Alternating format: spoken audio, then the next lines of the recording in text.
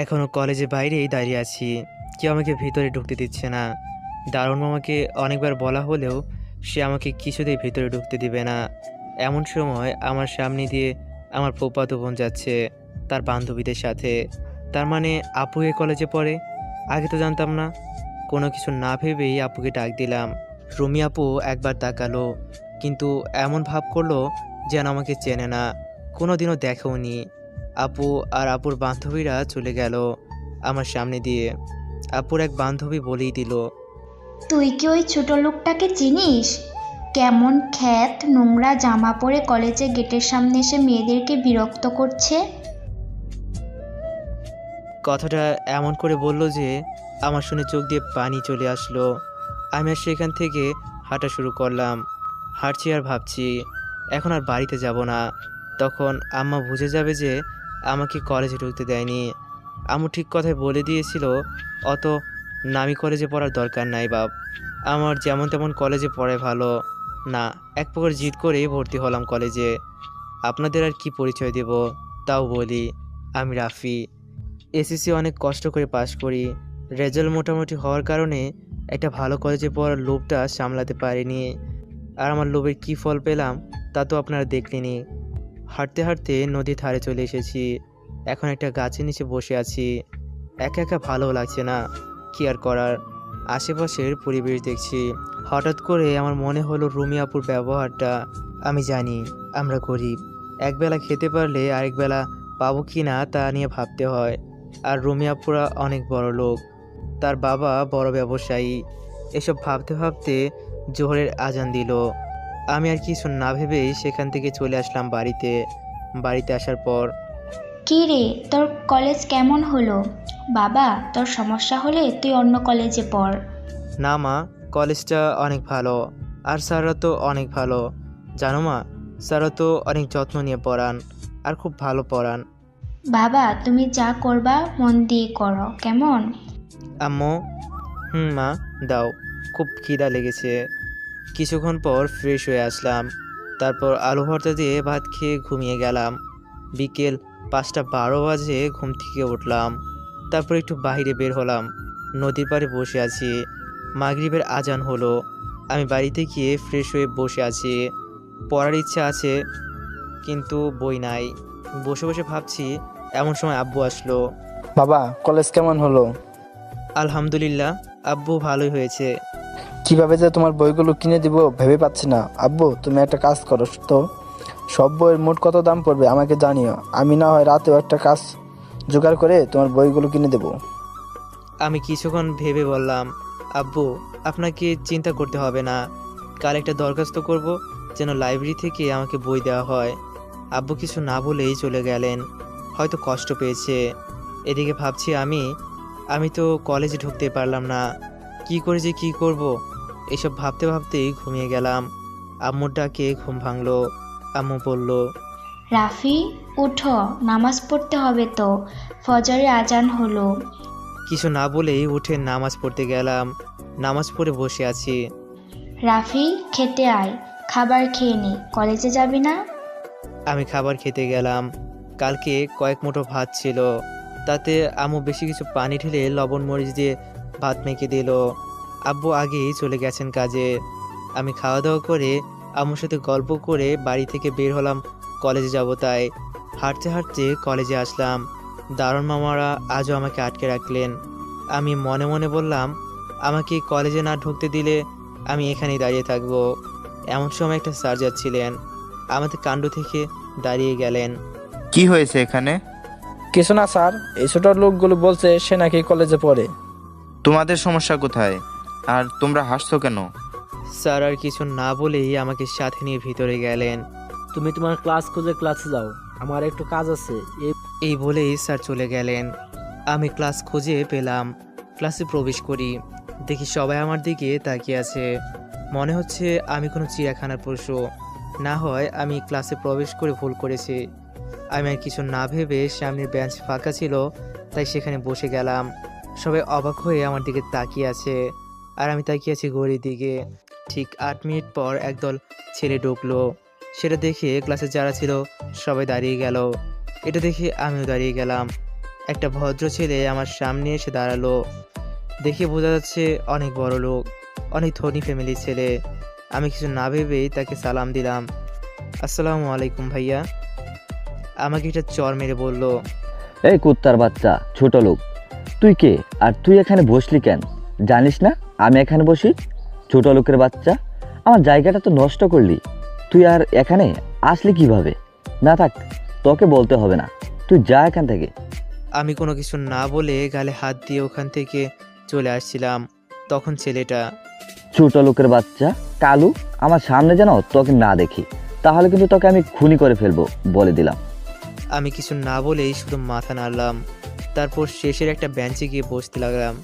তখন একটা মেয়ে আমার দিকে তাকিয়ে আছে। আপনি কিছু বলবেন? তারপর আরও একটু কথা বলল। আমি শুধু শুনে যাচ্ছি, একটা কথা বলতে পারলাম না। এমন সময় স্যার আসলেন। সবাই সবার জায়গায় বসে, আমি দাঁড়িয়ে আছি। স্যার আমাকে দেখে বলল, এই ছেলে এদিকে আয়। আমি স্যারের কাছে গেলাম। তুই এখানে কেন? আর তোকে এখানে কে ঢুকতে দিল? ভিক্ষা করার জন্য কলেজেও চলে এসেছিস? ছোট লোক একটা, যা এই ক্লাস থেকে বের হ। স্যার আমাকে ক্লাস থেকে বের করে দিলেন। আমি বাইরে বের হয়ে দরজায় দাঁড়িয়ে আছি। স্যারের ক্লাসটা করছিলাম।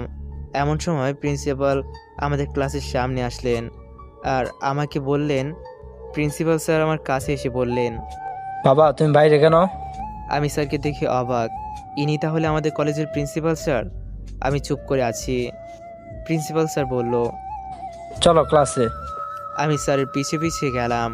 স্যার আমাকে বসতে বলে, কিছু কথা বলে চলে গেলেন। আমি বসে আছি শিশুর ওই মেয়েটার পাশে, কারণ কোনো বেঞ্চ ফাঁকা নাই। প্রিন্সিপাল স্যার যাওয়ার পর মেয়েটা দাঁড়িয়ে। এটা শুনে ক্লাসের সবাই হাসতে লাগলো আর আমার লজ্জাতে চোখে পানি চলে আসলো। আমি দাঁড়িয়ে দাঁড়িয়ে সেই দিন সব ক্লাস করে যাচ্ছি আর সব স্যারগুলোর মুখে একই কথা, ছোট লোক আর কালো। সেই দিন ক্লাস করে বের হচ্ছি, এমন সময় প্রিন্সিপাল স্যারের সাথে আমার দেখা। আমি স্যারকে আমার সব সমস্যার কথা বললাম। স্যার মনে হয় আমার উপর একটু মায়া হলো, তাই স্যার নিজেই বললেন। আমি স্যারের পিছু পিছু গেলাম একটা লাইব্রেরিতে। স্যার আমাকে বইগুলো দিলেন। আমি অনেক খুশি, তাই বইগুলো নিয়ে তাড়াতাড়ি করে বাইরে যাচ্ছিলাম। এমন সময় কিছু একটার সাথে ধাক্কা খেলাম। তাকিয়ে দেখি রুমি আপু পড়ে আছে। আমি কিছু না ভেবেই আপুকে ওঠাতে গেলাম তার হাত ধরে। আপু বলল, এটা বলেই আমাকে যা না তা বলে আমাকে মারতে শুরু করলো। আর এমন সময় পুরো কলেজ আমার দিকে তাকিয়ে আছে। প্রিন্সিপাল স্যার আসলে রুমি আপু আমার নামে মিথ্যা কথা বলা শুরু করলো। জানি সবাই বিশ্বাস করলো। প্রিন্সিপাল স্যার আমাকে টিসি দিয়ে কলেজ থেকে বের করে দিলেন। আমি সেদিন অনেক কেঁদেছি। আচ্ছা আপনারাই বলেন, আমি গরিব বলে কি আমি ভালো কলেজে পড়তে পারবো না? আমি গরিব বলে কি আমার বেঁচে থাকার কোনো অধিকার নাই? আমি গরিব তাই আমাকে যা নয় তা বলে অপমান করবে। আমরা গরিব তাই বলে আমরা ছোট লোক, তাই আমরা এই সমাজে এত অবহেলিত। আচ্ছা আপনারা তো অনেক ধনী, আমরা কি ইচ্ছে করে গরিব করে জন্ম নিই? আরে ভাই, আমরাও মানুষ, আমাদেরও বেঁচে থাকতে ইচ্ছে করে স্বাধীনভাবে। আমাদের মানুষ বলে একবারও কাছে টেনে দেখেন, এই ছোটোদের একটা সুযোগ দিয়ে দেখেন, তারাও আপনাদের মতো মানুষ হবে ঠিকই, তারা আদর্শ মানুষে রূপান্তরিত হবে। আমরা কি পারি না এই ছোট লোকদের নিয়ে এই সুন্দর পৃথিবীটাকে আরও সুন্দর করে তুলতে? আমি সেদিন অনেক কেঁদেছিলাম। সেদিন কারোর সাথে কোনো কথা না বলে সারাদিন কেঁদেছিলাম। আম্মু আমাকে অনেকবার বলেছিল কি হয়েছে, আমি আর কিছু বলতে পারিনি। সেই দিন আমি সারাদিন কিচ্ছু খাইনি। রাতে শুয়ে শুয়ে ভাবছি, আমি আর এই নিষ্ঠুর শহরে থাকবো না, যে শহরে আমার কোনো মূল্য নেই। কুত্তার মতো ব্যবহার করে সবাই, আজ রাতেই চলে যাব ভেবে সব কিছু ছেড়ে কাউকে কিছু জানাবো না। এমন সময় আব্বু আম্মুর কথা মনে হলো। তাদের হাসি উজ্জ্বল চেহারাটা আমার চোখের সামনে ভেসে উঠল। এসব ভাবতে ভাবতেই সকাল হয়ে গেছে। চারদিকে ফজরের আজান হচ্ছে। রাতের অন্ধকারটা কেটে যাচ্ছে। হয়তো আমার জীবনের অন্ধকারটা কেটে যেতে আমাকে অক্লান্ত পরিশ্রম করতে হবে, তবে হয়তো অন্ধকারটা কেটে যাবে। নামাজ পড়তে গেলাম। নামাজ পড়ে এসে বসে মন খারাপ করে বসে আছি। আম্মুর নামাজ এখনও শেষ হয়নি। আম্মুর নামাজ শেষ হলেই আমি আম্মুকে নিয়ে আমার রুমে যাই। আম্মু আমার দিকে তাকিয়ে আছে আর আমি তাকিয়ে থাকতেই কাঁদতে কাঁদতে বললেন। আম্মুর কান্না দেখে আমি নিজেকে সামলে রাখতে পারলাম না। নিজেকে কিছুটা সামলে নিয়ে আমি আম্মুকে সব খুলে বললাম। আরও বললাম, আম্মু, আমি আর এই নিষ্ঠুর শহরে অবহেলার পাত্র হয়ে থাকতে চাই না। আম্মু, তুমি আমাকে অনুমতি দাও, আমি ওই শহর থেকে চলে যাব। আর তোমাদের আমাকে নিয়ে চিন্তা করতে হবে না, আমি নিজে কাজ করে নিজের খরচ চালাতে পারবো। এই কথা শুনে আম্মু কোনো কথা না বলেই রুম থেকে বেরিয়ে গেলেন। আমি একাই বসে আছি। এমন সময় আব্বু আম্মু দুজনেই আসলেন। আব্বু আমার দিকে তাকিয়ে আছেন আর আমি নিচের দিকে তাকিয়ে। আব্বু আমাকে অবাক করে দিয়ে আমাকে জড়িয়ে ধরে কাঁদতে লাগলেন আর বললেন, এত কিছু হয়ে গেছে, আগে বলনি কেন? আমি মাথা নেড়ে হ্যাঁ বললাম। তারপর আব্বুর ফোনটা বের করে কাকে যেন ফোন দিলেন। বেশি কিছুক্ষণ কথা বলার পর আমাকে বললেন, কাল তুমি ঢাকা যাচ্ছ তোমার ছোট চাচার বাড়িতে, সকাল 7টায় বাস, মনে থাকে যেন। এটা বলেই আব্বু চলে গেলেন। আম্মু তখনও আমার কাছেই ছিলেন। আমি আম্মুকে বলতে লাগলাম, আম্মু, আমার ছোট চাচা আছে, আর আমি জানতাম না আমার চাচা কেমন মানুষ, যে তার বড় ভাই ভাবিকে, এমনকি আমার সাথেও কোনোদিন দেখাও করেনি, কথাও বলেনি। তোর চাচার কোনো দোষ নাই বাবা। আমরা কোথায় আছি তোমার চাচা জানেন না, আমরা কেউ তাদের কিছু বলিনি। আমি অবাক হয়ে আম্মুকে বললাম, কেন আম্মু? আম্মু কিছুক্ষণ চুপ থাকার পর আম্মু বলতে শুরু করলেন, তোর আব্বু আর আমি একই কলেজে একই ডিপার্টমেন্টে পড়তাম। তোর আব্বু আমাকে অনেক পছন্দ করতেন। আমাকে অনেকবার বলার পরেও আমি রাজি হইনি। তিনি আমার উপর জোর করা শুরু করলেন। তোর দাদুভাই ছিলেন একজন প্রভাবশালী লোক। কোনো না কোনোভাবে আমার আর তোর বাবার কথা জানতে পারে। তোর নানু ভাইকে আমাকে অনেক অপমান করেন। তারপর থেকে আমার কলেজে যাওয়া বন্ধ হয়ে যায়। আমার খোঁজে তোর আব্বু বেশ কয়েকবার আমাদের বাড়িতে এসেছিলেন। একদিন আমার বাবা খুব অসুস্থ হয়ে যান। আমরা অনেক গরিব ছিলাম, তাই চিকিৎসা ব্যবস্থা করতে পারিনি, যার ফলে আমার বাবা মারা যান। আর আমার কেউ ছিল না। তার বাবা যে কিভাবে জানতে পেরেছিল আমার বাবা মারা গেছেন, সাথে সাথে তিনি বাবার দাফনের সাথে আমারও দায়িত্ব নেন। দাফন কাজ শেষ করে তোর আব্বু আমাকে নিয়ে কাজী অফিসে যান। কাজী অফিসের সামনে যেয়ে তোর বাবা দুইজন বন্ধুকে কল দিলে তারাও চলে আসেন। আমাদের বিয়ের কাজটা শেষ হলে তোর আব্বু আমাকে নিয়ে তোর দাদুর কাছে যান। আমাকে দেখে তোর দাদু এতটাই রেগে যান যে আমাদের মেনে নেওয়া তো দূরের কথা, তোর আব্বুকে ত্যায্য করে দিলেন, তার সাথে সকল সম্পত্তি থেকেও। সেই দিন তোর আব্বু অনেক কেঁদেছিল। জানিস বাবা, তোর আব্বুকে আমি সেই দিন আর আজকে কাঁদতে দেখলাম। এর আগে কোনো দিনও দেখিনি। যতই কষ্ট পান না কেন, হাসি মুখেই সব সামলিয়েছেন। আম্মু কথাগুলো কেঁদে কেঁদে বললেন, তোর আব্বু আমাকে নিয়ে ঢাকা ছেড়ে রাজশাহী চলে আসেন, আর তাদের সাথে কোনো যোগাযোগ করার চেষ্টাও করেননি। আমার মনটা খুব খারাপ। এমন সময় বন্ধু নাফিজের ফোন রিসিভ করা মাত্রই নাফিজ বলল, কোথায় রে? একটু দেখা কর, কাজ আছে। আমি আর কিছু না বলে দেখা করতে গেলাম। নাসিব আমার ভাইয়ের থেকেও বড় কেউ যদি থাকে তাহলে সেটা নাসিব নিজেই। আমাকে দেখে নাসিব বোঝা যায় আমার মন খারাপ, তাই আমাকে নিয়ে নদীর পাড়ে নিয়ে গেল। আমি আর নাসিব অনেকক্ষণ বসে আছি, কেউ কোনো কথা বলছি না। দোস্ত, তোর কি হয়েছে বলতো? তোর মন খারাপ থাকলে আমারও মন খারাপ হয়ে যায়। আমি আর নাসিবের কাছে কোনো কথা না লুকিয়ে সব কিছু খুলে বললাম। কলেজে যা যা হয়েছে সব কিছু বললাম। নাসিব শুনে আমাকে অবাক করে দিয়ে জড়িয়ে ধরে কান্না করে দেয়, আর তার সাথে আমিও। আমাদের কথাগুলো হলো, জোহরের আজান হলো। আমি আর নাসিব ওইখান থেকে উঠে বাড়ি থেকে যাচ্ছি। হঠাৎ করেই ফুপির কথা মনে হওয়াতেই চলে আসলাম ফুপির বাড়িতে। ফুপির বাড়ির কাছে আসতেই আমার মাথায় নোংরা পানি পড়লো। কে ফেলেছে দেখার জন্য উপরে ছাদে তাকাতে দেখি রুমি বলে, ওদের বাড়িতে কী জন্য এসেছি আর ও কেমন আমার সাথে করলো, এটা বলে হাসতে লাগলো। আর আমি শুধু মুচকি হেসে চলে আসলাম। উপরে উঠতে দেখলাম ফুপা বসে আছেন আর কি যেন একটা পড়ছেন। আমি কাছে গিয়ে, আসসালামু আলাইকুম ফুপা, কেমন আছেন? ফুপা, ফুপি কোথায় আছে একটু বলবেন? দেখছিস না আমি কাজ করছি, বিরক্ত না করে যা তো এখান থেকে। যার ফলে ফুপি শুনতে পান। এমন সময় ফুপি আস্তে আস্তে বললেন। ফুপি আমাকে দেখেই খুশিতে জড়িয়ে ধরে বললেন, আমাদের কথা বলা দেখে ফুপা চলে গেলেন। আমি দেখেও না দেখার ভান করে রইলাম আর বললাম, ফুপি তোমাকে অনেক দেখতে ইচ্ছে করছিল, তাই চলে আসলাম। আর অনেক কথা বললাম। বেশ কিছুক্ষণ পর রুমি আসলো আর বলতে লাগলো, কি রে ছোট লোকের বাচ্চা, এখনো যাসনি নাকি দুপুরে খেয়ে যাবি? কথাটা শেষ না হতেই ফুপা বলে উঠলেন, রুমি কি বলছো এসব? কুকুরের পেটে কি ঘি হজম হয়? আর রাফি, তুই এগুলো খেয়ে কি হজম করতে পারবি? এটা বলেই দুজনে হাসতে থাকে। এটা দেখে ফুপি আমার হাত ধরে নিচে নিয়ে আসেন আর আমাকে জড়িয়ে ধরে কাঁদতে কাঁদতে বলেন, হঠাৎ করেই আমি লক্ষ্য করলাম আমার সামনে একটা গাড়ি দাঁড়িয়ে আছে। গাড়িটা দেখে মনে হচ্ছে অনেক দামি। অনেকক্ষণ তাকিয়েছিলাম গাড়িটার দিকে। হঠাৎ গাড়ির ভিতর থেকে একজন ভদ্র মহিলা নেমে আসলেন। আমি তখনও সেখানেই রয়েছি। সেখানে তিনি নামার সাথে সাথে আমাকে বললেন, তুমি আমাকে কি একটু সাহায্য করতে পারবে?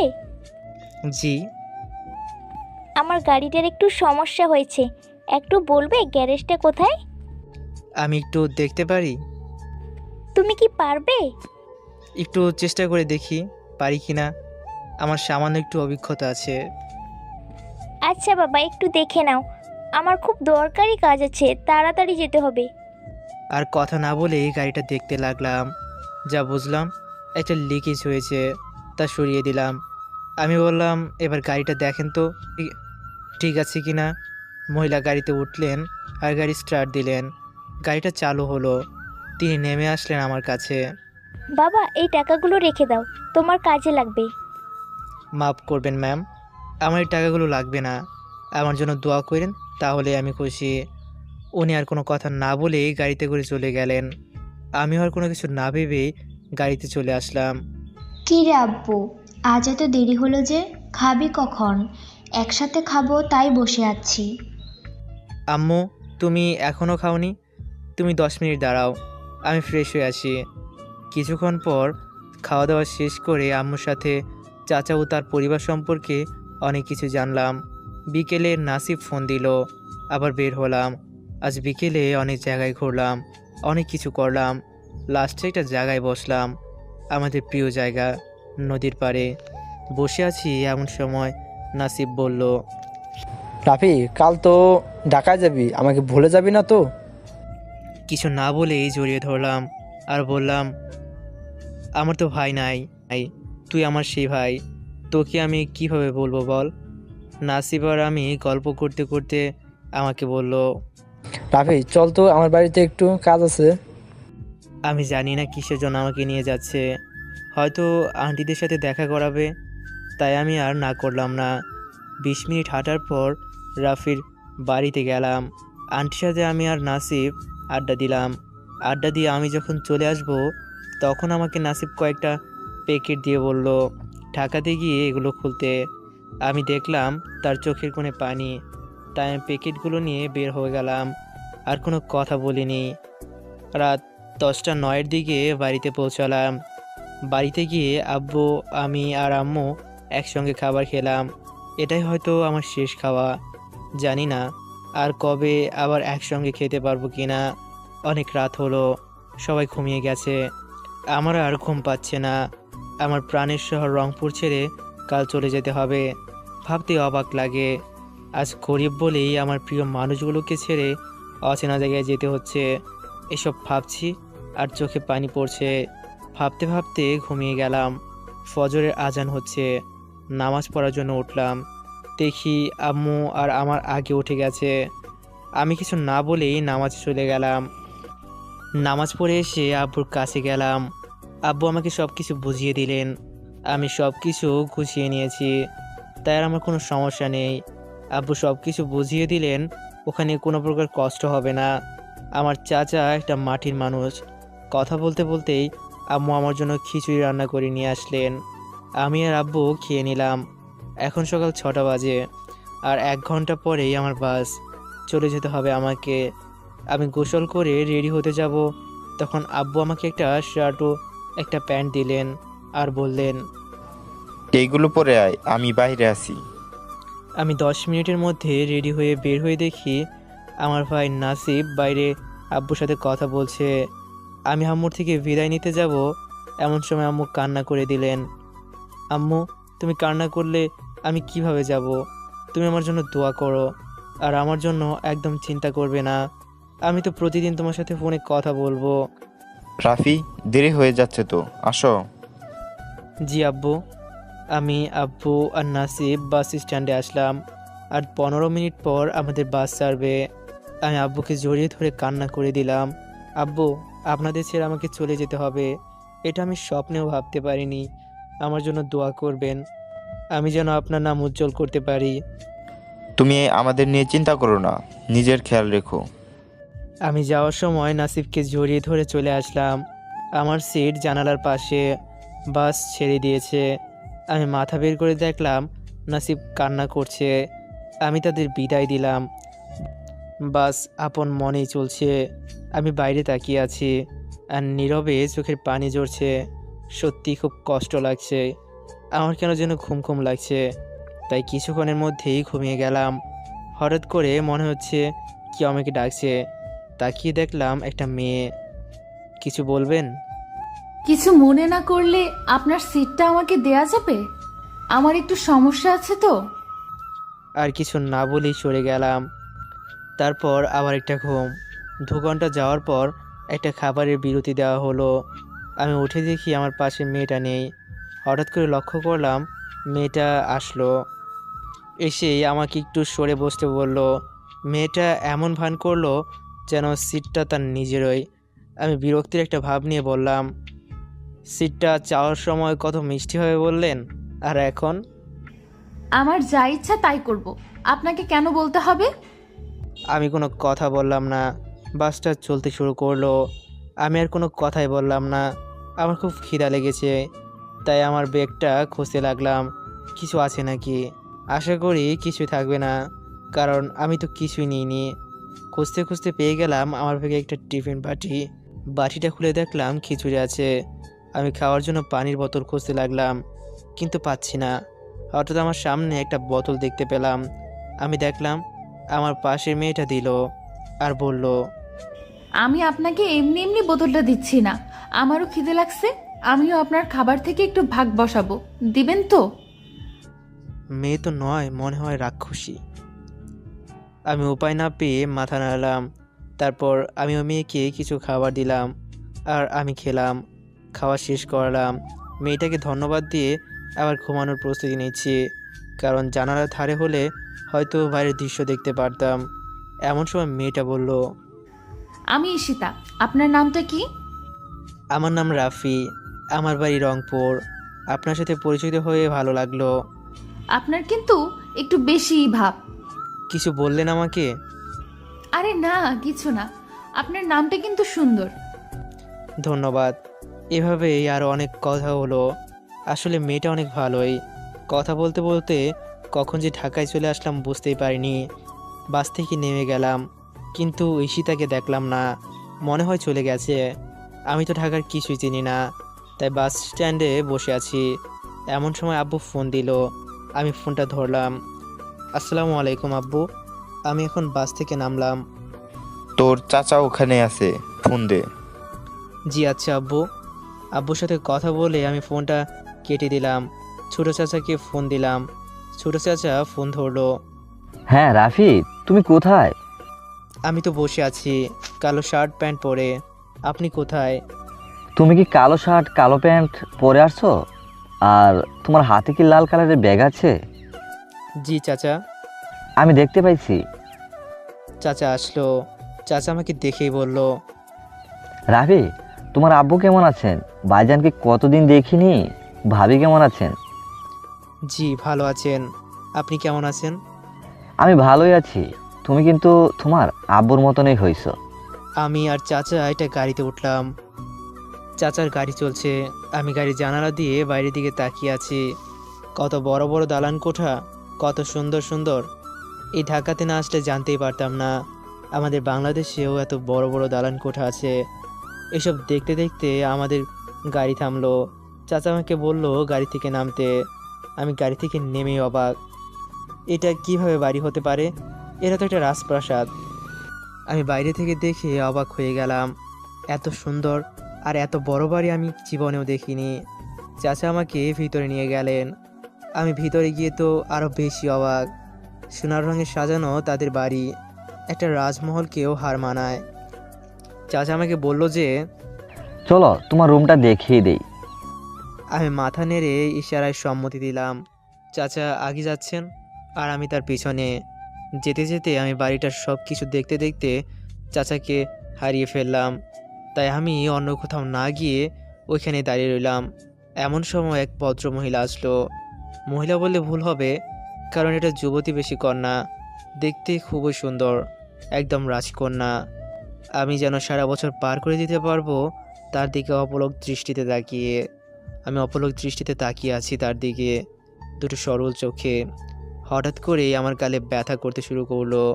আমি বুঝতে চেষ্টা করতে লাগলাম কি হয়েছে আমার। অবশেষে মেয়েটার কথায় বুঝতে পারলাম আমার গালে একটা থাপ্পড় দিয়েছে। আমি কিছু না বলেই নিচের দিকে তাকিয়ে আছি, আর মেয়েটা বলা শুরু করলো। মেয়েটা আমার চাচাতো বোন, নাম আনিশা। ওই তুই কে রে? এমন ক্ষেত হনুমানের মতো দেখতে, মাথায় আবার তেলও দিস। তোরে এখানে কে ঢুকতে দিল? আমার কথা শুনেই দারোয়ানকে ডাকতে লাগলো। তার চেঁচামেচিতে চাচার নিচে আসলো। আমি মাথা নিচু করে আছি, কোনো কথা বলছি না। কে রে কাওয়া বিড়াল? কথাও বলতে জানিস না দেখছি। তোর মতো ছোট লোকদেরকে কেন যে আমাদের বাড়িতে দেখতে হয়? তোর সাহস কি করে হয় আমাদের বাড়িতে এইভাবে ঘুরে বেড়ানোর? এটা বলেই আনিশা গায়ে যত জোর ছিল তত জোর দিয়ে আমাকে একটা থাপ্পড় মারলো।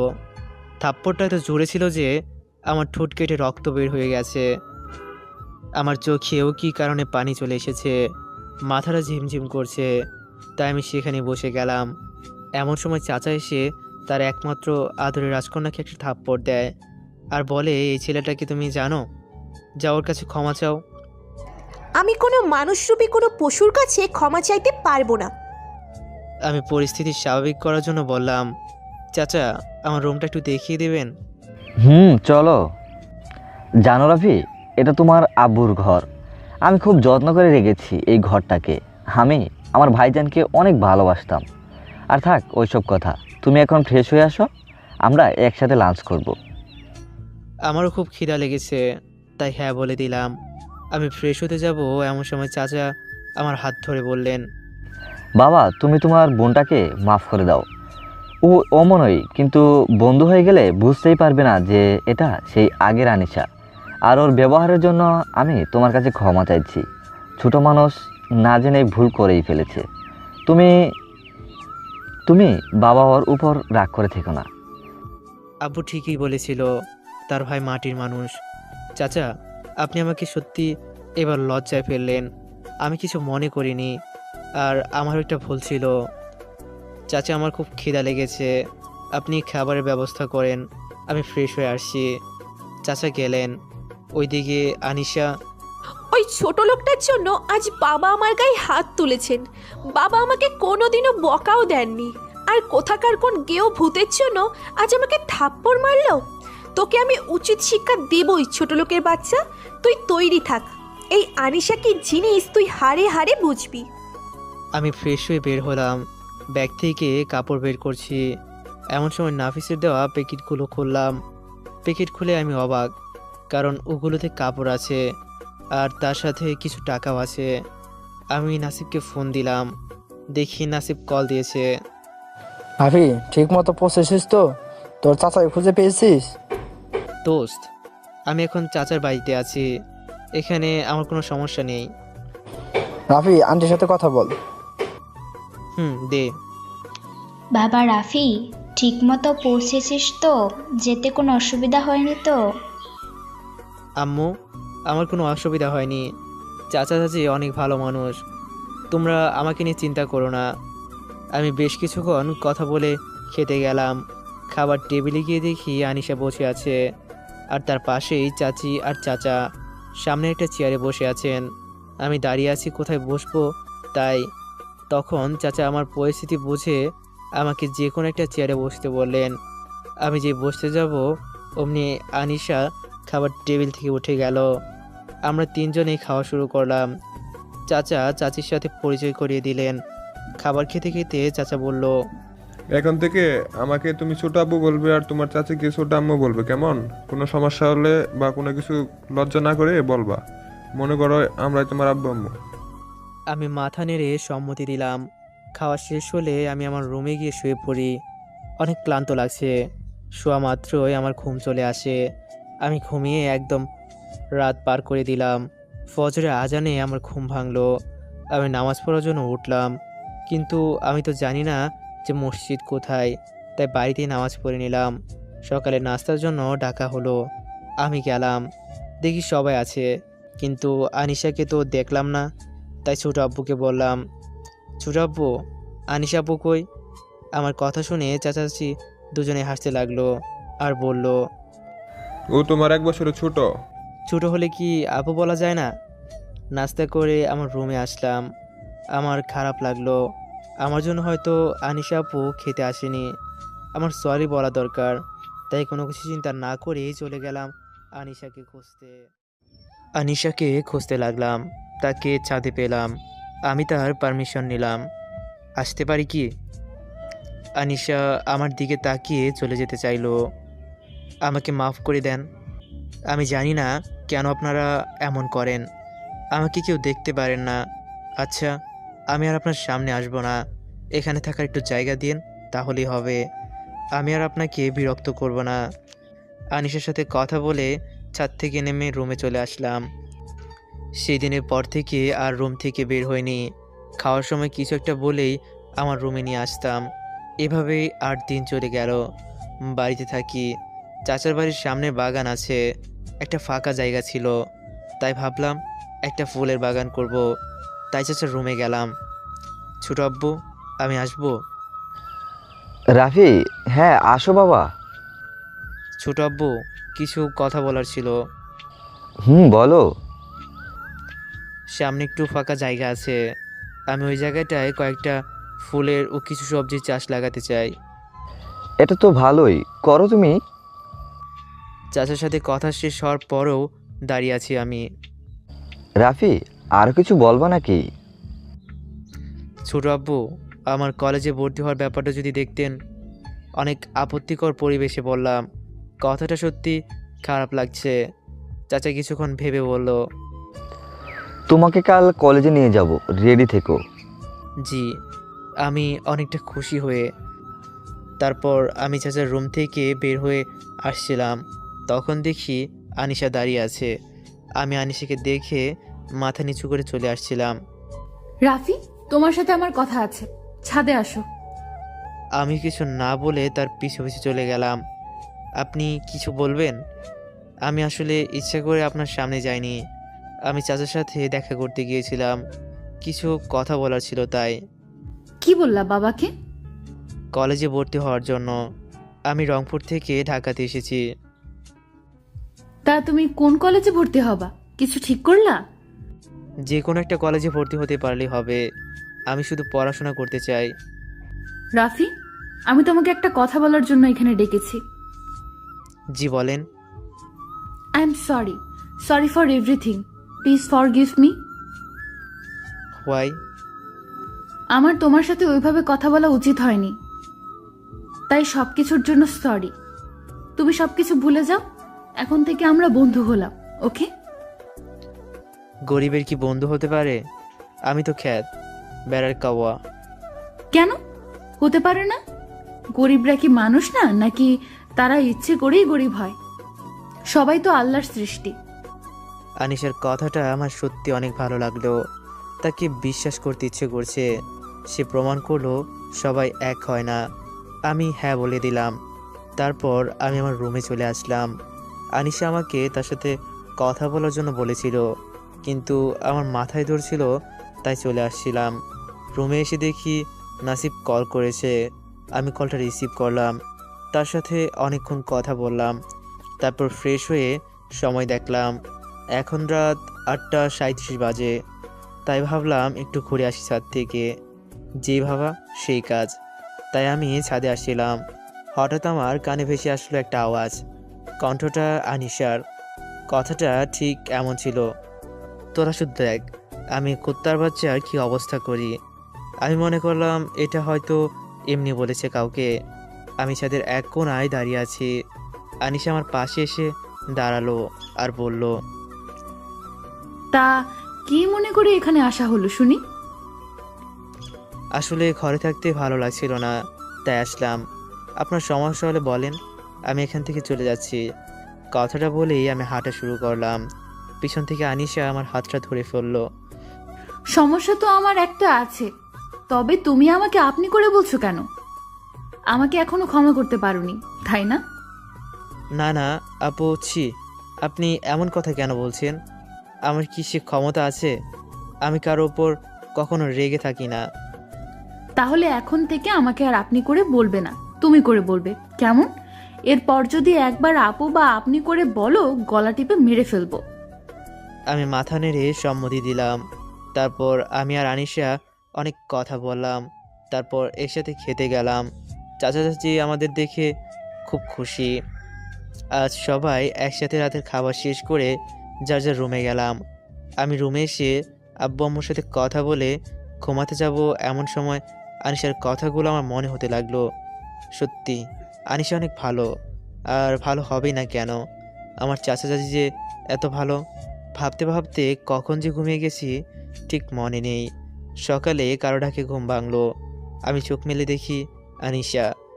আমি মনে হয় স্বপ্ন দেখছি, তাই আবার ঘুমিয়ে গেলাম।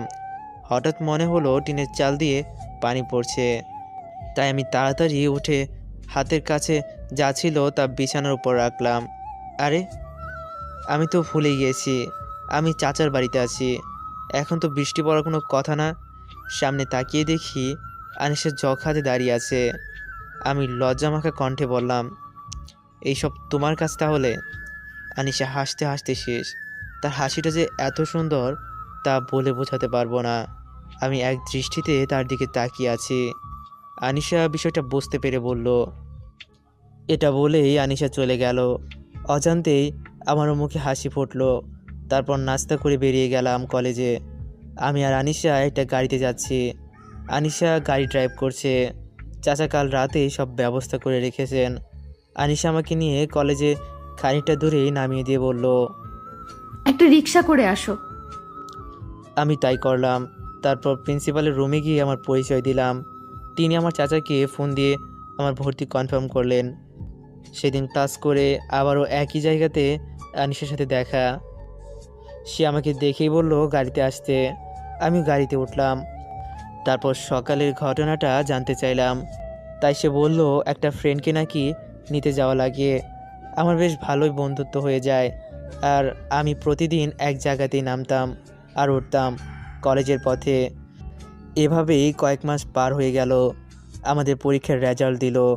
আমি ফার্স্ট ক্লাসে পাশ করেছি, আর আনিশা কোনো রকম পাস করে, যার ফলে চাচা একটু রাগ হয় আর আনিশাকে বকা দেয়।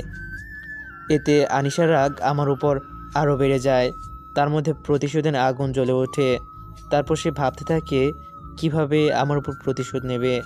আনিশা রেগে তার রুমে চলে যায় আর ভাবতে থাকে কিভাবে আমাকে অপমান করে আমাকে বাড়ি থেকে বের করে দেওয়া যায়। আনিশা সেই দিন তার রুম থেকে একটু যেন বের হলো না। সেদিন কোনো রকম কেটে গেল। আনিশা সারা রাত ভেবে একটা বুদ্ধি বের করলো, আর তার সেই বুদ্ধিতে মাঠে নেমে পড়লো। সকালে ঘুম থেকে উঠে দেখলাম আমার রুমের সামনে চাচা দাঁড়িয়ে আছে। আমি তাড়াতাড়ি উঠে চাচার কাছে গেলাম। চাচা বলল, তুমি কি আজ কলেজে যাবা? চাচা, আমার না শরীরটা খারাপ করছে, তাই ভাবছি আজ কলেজে যাব না। চাচা আমার কাছে এসে কপালে হাত দিয়ে বলল, তোমার তো জ্বর এসেছে। চাচা তেমন কিছু না, একটু পরে ঠিক হয়ে যাবে। এমনটা আমার মাঝে মাঝে হয়। ও চাচা, আপনি কিছু বলবেন? তুমি কি আনিশাকে একটু পড়াতে পারবে? ও তো পরীক্ষাতে ভালো রেজাল্ট করতে পারছে না, তাই ভাবলাম তুমি যদি একটু গাইড করতা। আচ্ছা চাচা, আমি পড়াবো। আপনি এখন খুশি তো? আমি অনেক খুশি হয়েছি। আর তুমি যদি পারো তাহলে কাল থেকেই পড়াতে শুরু করে দাও, কেমন? জি আচ্ছা। আমি একটু ফ্রেশ হয়ে এসে নিচে গেলাম আমার হাতে তৈরি করা বাগানটায়, যেখানে গিয়ে গাছে পানি দিলাম। তারপর রুমে গিয়ে একটা কাজ করলাম। এমন সময় আনিশা আসলো। রাফি, তোমার সাথে আমার কথা আছে। বলো। এখানে বলা যাবে না। আমার সাথে তোমাকে যাওয়া লাগবে।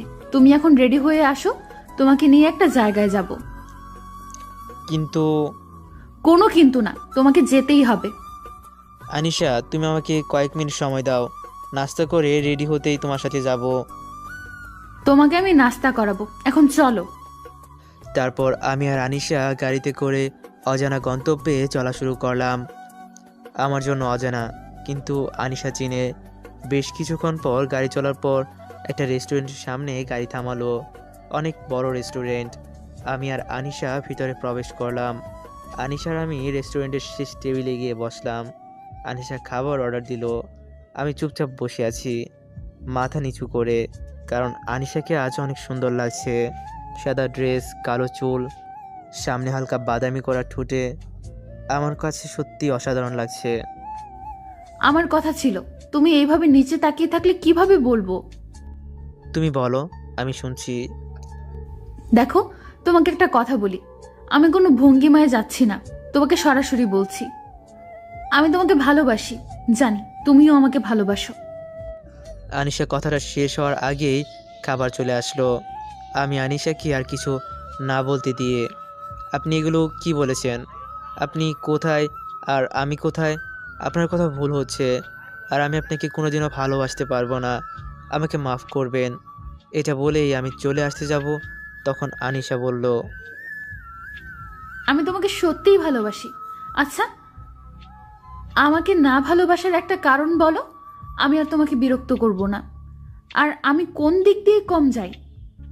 আমার সব কিছুই আছে, কি নেই আমার? আমার টাকা, সম্পদ সব আছে। আমি শুধু তোমাকে চাই রাফি, শুধু তোমাকেই চাই। এটা আমার দ্বারা সম্ভব না, আর আমি গরিব। আপনারা কত বড় লোক, আমি কোনোভাবেই চাচা চাচিকে কষ্ট দিতে পারবো না, ক্ষমা করবেন। আপনার সাথে আপনাদের মতো বড় লোকের ছেলেকেই মানায়, আমাকে নয়। কথাটা বলতে আমার যত দেরি, আনিশা সাথে সাথে খাবারের প্লেট থেকে চাকু নিয়ে হাতে তার এক জায়গায় কেটে দেয়। দাঁড় না থাকায় খুব একটা বেশি কাটে নাই। আমি সাথে সাথে তার হাত থেকে চাকু ফেলে দিয়ে টিস্যু দিয়ে হাত চেপে ধরলাম। আনিশাকে অনেক কষ্টে গাড়িতে বসিয়ে দিয়ে আমি ফার্মেসি থেকে তুলা, ব্যান্ডেজ আর স্পিড নিয়ে চলে আসলাম। তার হাতে এগুলো দিয়ে তাকে বোঝানোর চেষ্টা করলাম, কিন্তু সে কিছুতেই বুঝতে যাচ্ছে না, শুধু কান্না করে যাচ্ছে আর একটা কথাই বলতে থাকছে। আমাকে ভালোবাসতেই হবে। আমি কোনো উপায় না পেয়ে বললাম, আমার কিছুদিন সময় দেওয়া লাগবে। তুমি সময় নাও, কিন্তু আমার উত্তর কিন্তু হ্যাঁ চাই। যদি না বলো তাহলে আমি নিজেকে শেষ করে দিব। আমি কিছু না বলেই বাড়িতে যেতে বলে গাড়িতে উঠলাম। আনিশা গাড়ি চালাচ্ছে আর আমার দিকে তাকাচ্ছে। আমি একবারও আনিশার দিকে তাকাইনি। বাড়িতে আসলাম, এসে আমার রুমে গেলাম আর ভাবতে লাগলাম কি থেকে কি হয়ে গেল। দুপুরে আর গেলাম না, তাই আনিশা আসলো আমাকে ডাকতে। আমার ইচ্ছা না থাকা সত্ত্বেও যেতে হলো, কারণ ও খুব জেদি মেয়ে। আমার সামনাসামনি চেয়ারে আনিশা বসলো। আমি আমার মতো খাওয়া শুরু করলাম। আমার যেন কেমন কেমন লাগছে, তাই আমি জোরে পা দিয়ে থাওয়া দিলাম। আর সাথে সাথেই আনিশা চিৎকার দিয়ে উঠল। তা দেখে চাচা বলল, কি হয়েছে, এমন চিৎকার করছো কেন? বাবা, মনে হয় আমার পায়ের উপর দিয়ে বিড়াল গেল, তাই ভয় পেয়েছি। ও, খাও। ভালো কথা মনে পড়লো, আজ থেকে রাফি তোমাকে পড়াবে। তোমার কি কোনো সমস্যা আছে? না বাবা, আমি তোমাকে এটা বলবো ভাবছিলাম, তার আগেই তুমি বলে দিলে। শয়তানি হাসি দিল, যা আমার ভালো লাগেনি। আমি কোনো কথা না বলেই তাড়াতাড়ি খাওয়া শেষ করে আমার রুমে গেলাম। আমার খুব ঘুম পাচ্ছে, তাই ঘুমিয়ে গেলাম। সন্ধ্যায় ঘুম ভাঙলো, তাই ফ্রেশ হতে গেলাম। ফ্রেশ হয়ে দেখি চাচি আমার রুমে। চাচি কিছু বলবেন? বাবা, আনিশাকে পড়াবে না? এই তো যাচ্ছি, আমার কোনো ইচ্ছা নেই আনিশাকে পড়ানোর। আমি রুমে ঢোকার আগে দরজা নক করলাম। ভেতরে আসো। আমি গেলাম, দেখলাম আনিশা বসে আছে টেবিলে। বসো। আমি বসলাম, তাকে পদার্থ বই বের করতে বললাম। আমি বায়োলজি পড়বো না, তাই আমি প্র্যাকটিক্যালও করব না। তাহলে কি পড়বা? রাফি, আজ আমি তোমাকে শেখাবো। বলেই আনিশা আমাকে কিস করতে লাগলো। আমি তাকে ধাক্কা দিয়ে ওখান থেকে বের হয়ে গেলাম। বের হতেই চাচি আমাকে বলল, এত তাড়াতাড়ি পড়া শেষ? আজ শুধু পড়া দিলাম, কাল থেকে ভালো করে পড়াবো। এটা বলেই চলে আসলাম। আমার নিজেরই খারাপ লাগছে, কেন যে রংপুর ছেড়ে আসলাম। ভাবতে ভাবতে ঘুমিয়ে গেলাম। সকালে আনিশা আসলো আর বলল, কি হলো, তুমি ওইভাবে চলে আসলা কেন? তোমার কি ভালো লাগেনি? কাছে আসো, আরেকটা দিই। দেখো, আমার এগুলো ভালো লাগে না। আমি তোমাকে বোনের মতোই দেখি। তুমি যদি ভালো করে পড়তে চাও তাহলে পড়বা, না হলে আমাকে এখান থেকে চলে যেতে হবে। আনিশা কিছু না বলেই চলে গেল। মনে হয় কষ্ট পেয়েছে। আমি সন্ধ্যায় তার রুমে নক করে প্রবেশ করলাম। সে এখন চুপ করে বসে আছে। আমি তাকে পড়ালাম, পড়া দিলাম। সে কোনো বাড়তি কথা বলেনি। এটা আমার ভালোই লাগলো। এভাবেই আমার দিন যাচ্ছে। আমাদের আবার পরীক্ষা শুরু হলো। এই কয়েকদিন পর আমিও আনিশাকে মনে মনে ভালোবেসে ফেলেছি। পরীক্ষার সময় আমি আর আনিশা একসাথে পড়তাম। এভাবেই আমি ওকে পড়াতাম। আমাদের দিনকাল ভালোই চলছিল। পরীক্ষা শেষ হলো। আমি আর আনিশা বসে আছি ছাদে, গল্প করছি। এমন সময় আনিশার ফোনে একটা কল আসে, তাই সে চলে যায়। আমি ছাদ থেকে কিছুক্ষণ পরে নেমে যাই। রাতে শুয়ে শুয়ে ভাবছি কাল আনিশাকে মনের কথা খুলে বলবো। এভাবে বুকে চেপে আর রাখতে পারছি না। তার পরের দিন আমি আনিশাকে আমার মনের কথা বলতে তার রুমে যাই। সে আমাকে দেখে অবাক হয়, কারণ আমি শুধু পড়ানোর সময় তার রুমে যেতাম। কিছু বলবে? হুম। বলে ফেলো। আমি তোমার সাথে মিশতে মিশতে কখন যে তোমাকে মনে মনে ভাবতে শুরু করেছি জানি না। হয়তো আমি তোমাকে ভালোবেসে ফেলেছি আনিশা। আমি তাকে আমার মনের কথাগুলো বললাম। আমার কথাগুলো শুনে আনিশা হা হা করে হেসে উঠল। আমি কিছু বোঝার আগেই দরজাটা লক করে দিল। আমার কাছে এসে বসতে লাগলো। আমি এই দিনটার জন্যই অপেক্ষায় ছিলাম, কি করে তোকে আমার জালে ফাঁসানো যায়। এটা বলেই আনিশা আবার হাসতে শুরু করে। আমি কিছু বোঝার আগেই দরজাটা লক করে দিল। আমার কাছে এসে বলতে লাগলো বলে আনিশা আবার হাসতে শুরু করে। আমি কিছুটা ঘাবড়ে যাই। আনিশা কি বলছে এসব? তার মানে কি মিথ্যে মায়া, মিথ্যে ভালোবাসায় পড়েছি আমি? এসব ভাবতে ভাবতে আনিশা আমার কাছে চলে আসে, একেবারে কাছে এসে তার হাত আমার গালে রাখে। মনে করেছিলাম আমার সাথে মজা করে ওসব বলছিল। আমি তাই গাল ফুলিয়ে হাসতে যাব, এমন সময় আনিশা তার নাক দিয়ে আমার গালে আঁচড় দিল। কি ব্যথা বলে বোঝাতে পারবো না। আমি আনিশার হাত ধরে নিলাম শক্ত করে। তারপর বললাম, আনিশা, তুমি এমন কেন করছো? তুমি তো আমাকে ভালোবাসো, তাহলে কেন এমন অদ্ভুত ব্যবহার করছো আমার সাথে? কথাটা বলার সাথে সাথে আনিশা বলতে শুরু করলো, ভালোবাসা? তোর মতো ছোট লোককে ভালোবাসা চায়? তোরা তো কুকুর। কুকুরকে একদিন খাবার দিলে তারা মালিকের গোলাম হয়ে যায়, আর তুই আমার গোলাম। না না, তোকে গোলাম বানালে তো আমারই ক্ষতি, কারণ তোকে আমি এই বাড়িতে আর থাকতে দেব না। কিন্তু কেন? আমার কি কোনো দোষ হয়েছে? আমি কি কোনো খারাপ কাজ করেছি? আমি অন্যায় করে থাকলে আমাকে শাস্তি দিন। আপনার কাছে হাত জোর করছি, আমাকে বাড়ি থেকে বের করে দিয়েন না। দরকার হলে আমি বাড়ি যে কোনো এক কুকুরের মতো পড়ে থাকবো, তাও আমাকে এভাবে তাড়িয়ে দেন না। আমার আর কোথাও যাওয়ার জায়গা নেই। তো আমি কি করব? আমাকে তুই কি করতে বলিস? আমার কথার উপর কথা বলিস? তোর তো সাহস অনেক হয়ে গেছে দেখছি। বলেই আনিশা কি যেন খুঁজতে লাগলো। আমি তাকিয়ে দেখি চাবুক। তারপর আনিশা কোনো কথা না বলে আমাকে চাবুক দিয়ে মারতে লাগলো। আমি না পারছি সইতে, না পারছি চিৎকার করে কান্না করতে। চিৎকার যেন বাইরে না যায়, তাই আমি আমার হাত দিয়ে মুখ চেপে ধরে আছি। আমি ব্যথায় মাঝে মাঝে আটকে উঠছি, কিন্তু কিছু করতে পারছি না। আমার শরীর খুব ব্যথা করছে। কোনো রকম নিজেকে ধরে রেখেছি। আমার শরীর দিয়ে যে রক্ত বের হচ্ছে তা আমি বেশ বুঝতে পারলাম। না, আমি আর পারছি না। আনিশা, আমাকে এভাবে মেরো না। আমার খুব কষ্ট হচ্ছে। আমি তোমার কাছে ক্ষমা চাইছি। আমার ভালোবাসা কিন্তু মিথ্যে না, সত্যি সত্যি ভালোবেসেছি। তুমি আমাকে একবারই মেরে ফেলো। আনিশা কিছুটা শান্তি হলো, তারপর বলতে শুরু করলো, তোর মতো ছোট লোকের বাচ্চা আমার বাড়ির কুকুর হওয়ারও যোগ্য না। তুই কেমনে ভাবলি তোরে আমি ভালোবাসি? কুকুরের দল বড় লোক দেখে লোভ সামলাতে পারে না। আমার চোখের সামনে আসলে তোকে যে আমি কি করব আমি নিজেই জানি না, তবে তোর ভালো কিছু হবে না এটা বলে দিলাম। তাহলে এতদিন কি শুধু ভালোবাসা নামে অভিনয় করে এসেছো? আরে যা তো, কানের কাছে ভ্যান ভ্যান এইসব শুনতে ভালো লাগছে না। আজ আমার অনেক ভালো লাগছে, আমি আমার প্রতিশোধ নিতে পারলাম। কথাটা বলার সাথে সাথেই কাকে যেন ফোন দিল। ফোন দিয়ে, হ্যাঁ বাবু, তুমি কোথায়? জানো বাবু, আজ অনেক খুশি আমি, তুমি এখনই চলে আসো, আমি ঠিকানা মেসেজ করে দিচ্ছি। আমার সামনে কথাগুলো বলল। আমি বুঝতে পারলাম তার মানে মনে হয় মনে মানুষকে এসব বলল। আমি আর কিছু না বলে আমার চোখে পানি লুকাতে পারলাম না, সরাসরি আমার রুমে এসে কাঁদতে লাগলাম। চোখের পানি শুকিয়ে গেল, আমার মনে আগুন এখনও জ্বলতে থাকলো। সারা রাত আমার ঘুম আসলো না। আজান হচ্ছে, নামাজ পড়তে যাব, অজু করে বের হয়ে দেখি আনিশার রুমে এখনও আলো জ্বলছে। তাই আমি দেখার জন্য দরজা নক দিলাম। কয়েকবার নক দেওয়ার পর দরজা খুললো, আর খোলার সাথে সাথেই আমার দুগালে দুটো চড় মেরে বলল, কুত্তার বাচ্চা, এখানে কি? ছোট লোকের বাচ্চা, ভাগ এখান থেকে। শালা, তোর মতো লুচ্চা আমি একটাও দেখিনি। আমার চোখ দিয়ে পানি পড়ছে, চড় মারার কারণে ঠোঁট কেটে গেছে। আনিশার কথায় তার মানে তাকে অনেক বেশি কষ্ট হচ্ছে।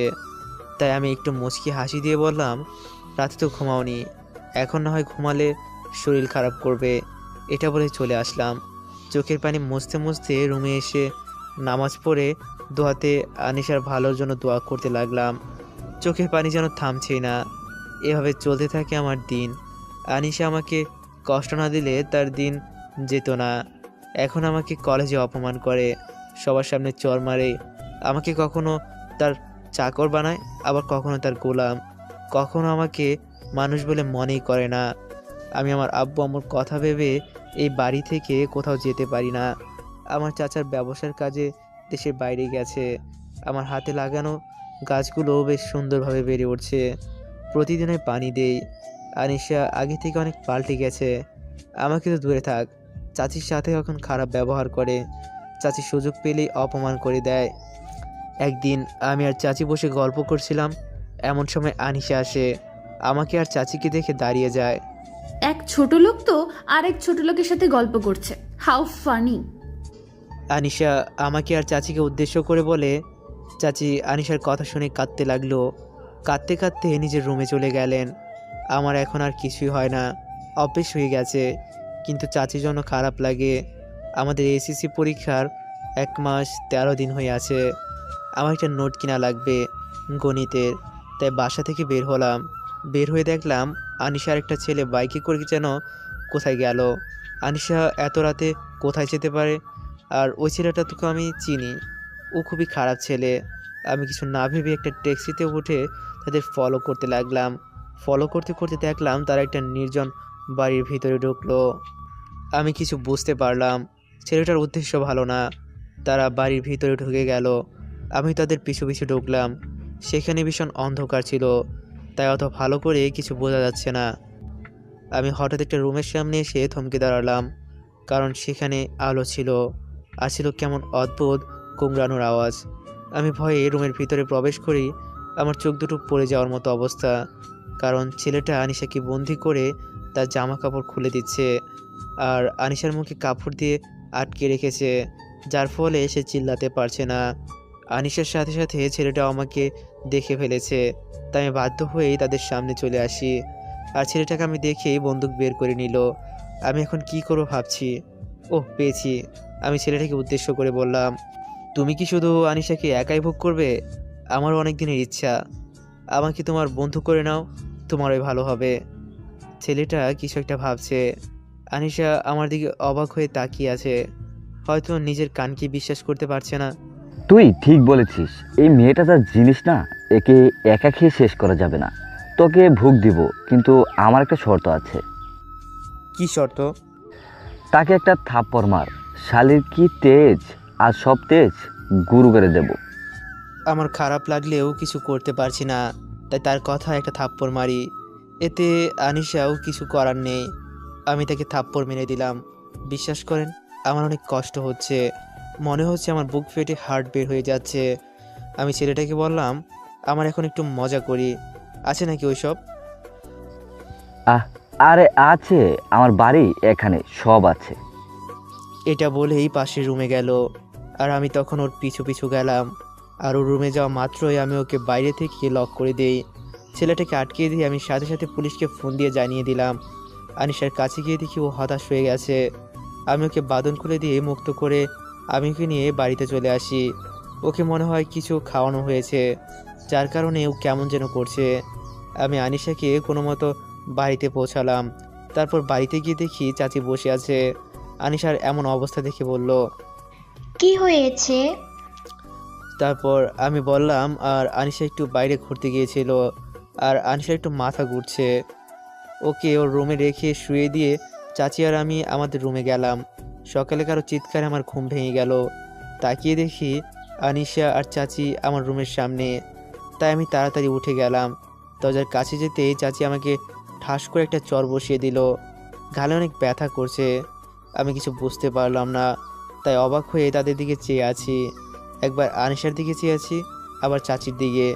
এমন সময় চাচি আমার কলার ধরে বলতে লাগলো, তোকে আমি কত বিশ্বাস করে আমার এই বাড়িতে থাকতে দিলাম, আর তুই আমার বিশ্বাসের এমন মূল্য দিবি আমি ভাবিনি কোনোদিনও।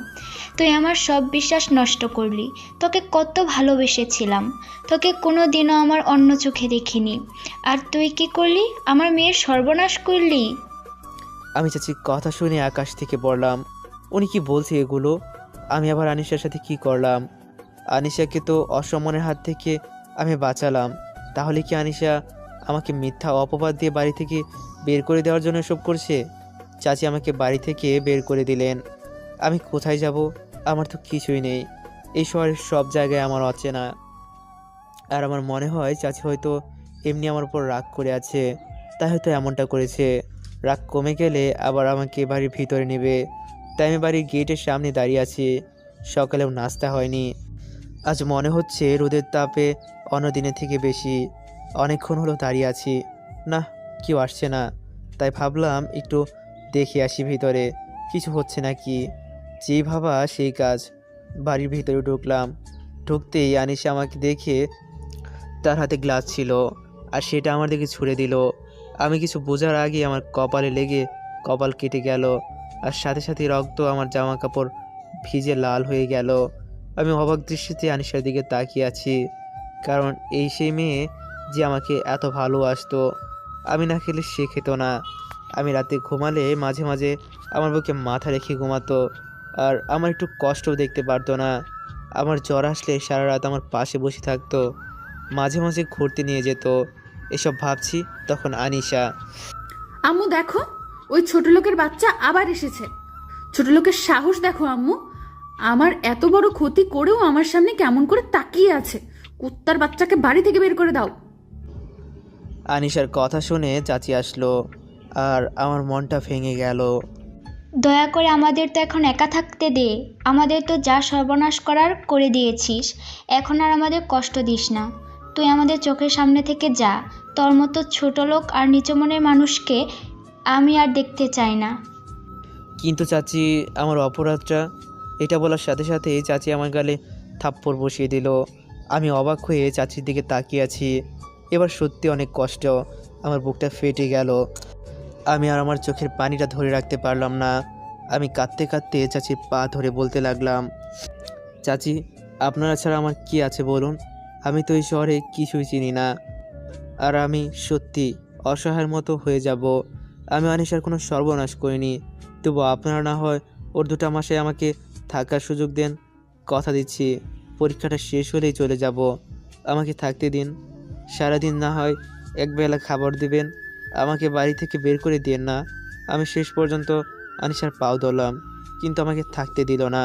আর এদিকে আমাকে তাদের বাড়ি থেকে বের করে দিল একটা কুকুরের মতো। আরে ভাই, আমার কি দোষ জানেন? আমরা গরিব, আমরা ছোট লোক, আর একটা দোষ মানুষের ভালো করতে নেই। যদি করেন তাহলে তার ফল আপনাকেই পেতে হবে। তাই আমিও পেলাম। আমার কি দোষ ছিল? আমি এখন কার কাছে যাব, কি করব? আমার যে মা বাবার স্বপ্নটা পূরণ করতে হবে, এসব ভাবছি আর হারছি। এমন সময় একটা বড় গাছের নিচে আসলাম, সেখানে হেলান দিয়ে বসলাম, আর সাথে সাথে বৃষ্টি শুরু হয়ে যায়। আজ অনেক কষ্ট হচ্ছে, নিজের ভালোবাসার মানুষটা আমাকে বিশ্বাস করতে পারলো না। সেদিন খুব ভিজলাম, রাতে বৃষ্টি থামলো, কিন্তু আমার জ্বরটা থামলো না, কারণ সারাদিন না খেয়ে আছি। তার উপর আবার কপাল ফেটে গেছে। কোনো রকম সকাল হলো, পকেটে হাত দিয়ে দেখি মোবাইল নাই। তাই নিজের মান সম্মান বাদ দিয়ে মোবাইলটা আনতে গেলাম। আনিশার বাড়িতে গেলাম। আনিশার বাড়িতে গিয়ে দেখলাম দারোয়ান চাচা দাঁড়িয়ে আছে। আমাকে দেখে আমার কাছে আসলো। আমি চাচাকে সালাম দিয়ে আমার ফোনটা আনার জন্য বললাম। বেশ কিছুক্ষণ পর চাচা আসলো। আমি মোবাইল ফোনটা নিয়ে হাঁটা ধরলাম। চাচা ডাক দিল, বাবা দাঁড়াও বলে। আমি পিছনে তাকিয়ে দেখলাম চাচা নিজে আমার কাছে এসে আমাকে কিছু টাকা দিলেন। অনেক না করার পরেও জোর করে দিলেন। আমি টাকাগুলো নিয়ে চলে আসলাম। আমি টাকাটা নিয়ে কিছু কিনে খেলাম। আমার গন্তব্য এখন ওই বড় গাছটার নিচে। আমি হাঁটছি, দূর থেকে মনে হচ্ছে ওইটা আনিশা। আমি দাঁড়িয়ে গেলাম। হ্যাঁ, ওটা আনিশাই। আনিশা ক্লিনিকের সামনে দাঁড়িয়ে আছে কেন? কিছু হয়েছে নাকি আনিশার? একটু গিয়ে দেখা করে আসবো নাকি? না থাক, কি মনে করবে আবার। কিন্তু আনিশা এখানে কি করছে? আনিশার সামনে একজন মহিলা দাঁড়ালো। তার মুখ দেখতে পারছি না, তা মনে হলো ওটা চাচি হবে। চাচি চাচি আর আনিশা গাড়িতে উঠে বসে গেল। আমি কৌতূহলবশত ক্লিনিকের ভিতরে গেলাম। সেখানে একজন ডাক্তারকে পরিচিত লাগছে। কোথায় যেন দেখেছি, মনে পড়ছে না। হ্যাঁ, মনে পড়েছে, এটা তো আনিশাদের ফ্যামিলি ডাক্তার। আমার ভালোই হলো, আমি সহজে জানতে পারবো। আর ওনার সাথে আমার সম্পর্কটাও ভালো। আমি আর কোনো কিছু না ভেবেই চলে গেলাম ডাক্তার আঙ্কেলের কাছে। আমি সামনে এগোতে লাগলাম। ডাক্তার আঙ্কেল আমাকে দেখেই, আরে রাফি, কেমন আছো? তা কি মনে করে আমার এখানে? আসলে আঙ্কেল আমার একটা খুব জরুরি কাজ আছে। তা তোমাকে কিভাবে সাহায্য করতে পারি? আঙ্কেল আপনি পারবেন আমাকে সাহায্য করতে? আচ্ছা বলো, কি জানতে চাও? আমি দেখলাম আনিশার চাচি আসছিল আপনার কাছে। চাচি কি অসুস্থ নাকি অন্য কোনো কারণে আসছিল আপনার কাছে? নাকি আনিশার কিছু হয়েছে? আঙ্কেল কিছু হয়েছে কি? আসলে বাবা, কি বলবো তোমাকে আর কিভাবে বলবো সেটা বুঝতে পারছি না। আঙ্কেল হেয়ালি না করে আমাকে সব কিছু বলেন। আসলে আনিশা মনে করছে তার সাথে কেউ জোর জবরদস্তি করেছে আর তার সতীত্ব নষ্ট করেছে, আর সেটা নাকি তুমি আর তোমার বন্ধু মিলে করেছো। আমি এই কথাটা শুনে মাথা নিচু করে আছি আর ভাবছি আমি কি করলাম আর আনিশা কি বলল। আমি আর কোনো কথা না বলেই সেখান থেকে চলে আসলাম।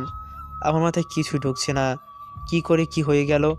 আমি আবার গাছের নিচে গিয়ে বসলাম আর ওসব কথাগুলো ভাবছি। সন্ধ্যা হয়ে গেছে, খুব ক্লান্ত, তাই চোখ একটু বন্ধ করেছিলাম। তখন কেউ আমার কাঁধে হাত দিল।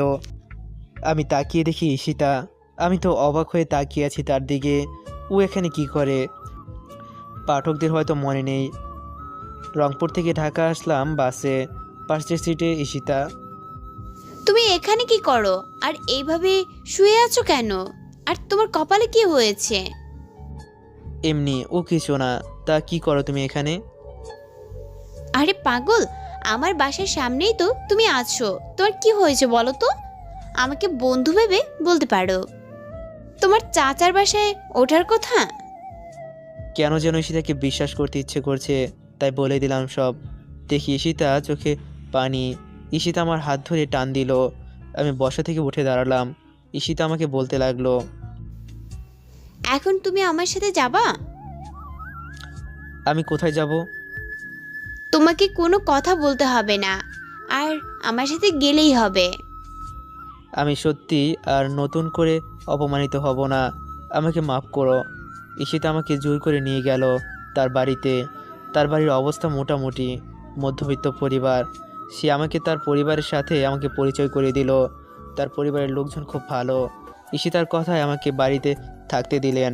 আমি ঈশিতাকে বললাম, ঈশিতা, আমার জন্য তোমাদের কষ্ট করা লাগবে না, তোমরা থাকো, আমি যাই। ঈশিতা আমার হাত ধরে বলল, সবাইকে আনিসের মতো মনে করো কেন? বন্ধুর বাড়িতে তো থাকাই যায় নাকি? আমি অনেক চিন্তা ভাবনা করলাম, যেভাবে হোক আমি পরীক্ষাটা দেব, তাই রাজি হলাম। ঈশিতা আমাকে একটা ঘর দেখিয়ে দিল আর বলল ফ্রেশ হয়ে আসতে। আমি ফ্রেশ হয়ে আসলাম। সবাই একসাথে রাতের খাবার খেলাম। ঈশিতার বাবা নেই, তার আম্মা আর একটা বড় ভাই আছে। উনি ব্যবসার কারণে বেশিরভাগ সময় বাইরে থাকেন। ঈশিতা তার ভাইয়ের রুমে আমার থাকার ব্যবস্থা করলো। আনিশাদের ওখান থেকে আসার সময় দারোয়ান চাচার হাতে একটা চিঠি দিয়ে এসেছিলাম আর বলেছিলাম পরীক্ষাটা শেষ হলে যেন আনিশাকে দেওয়া হয়। আর ওখানে আনিশাকে রিপিট করে ঠিক আছে, তার সতীর্থ ঠিক আছে, তারপরেও তার মনে কেন আক্ষেপ নেই। আমাকে তো তার বাড়ি ছাড়া করতে পেরেছে, কিন্তু চাচি তার ভুল বুঝতে পেরেছে। এখন কিছু করার নেই। ঈশিতা আর আমি একসাথে পড়তাম, তাই বইগুলো নিয়ে আমি আর ঈশিতা পড়তাম। পরীক্ষার কিছুদিন বাকি আছে। আমার আর ঈশিতার প্রস্তুতি ভালোই। আমরা সারা দিন একসাথেই পড়াশোনা করতাম, গল্প করতাম, অনেক মজা করতাম। প্রথম পরীক্ষা, আমার আর ঈশিতার একই কলেজে পরীক্ষার সিট বসেছে। আমি পরীক্ষার রুমে ঢুকতেই দেখলাম আনিশার তার বান্ধবীরা সবাই গল্প করছে। আমি শুধু একবার দেখি আমার সিট খুঁজতে লাগলাম, আর ভাগ্যক্রমে আনিশার আগের সিটটাই আমার। আমি কোনো কথা না বলেই বসে গেলাম আমার সিটে। আমার কেমন যেন লাগছে, কেউ হয়তো আমার দিকে তাকিয়ে আছে। আমি সেদিকে লক্ষ্য না করেই পরীক্ষা দিতে বসলাম।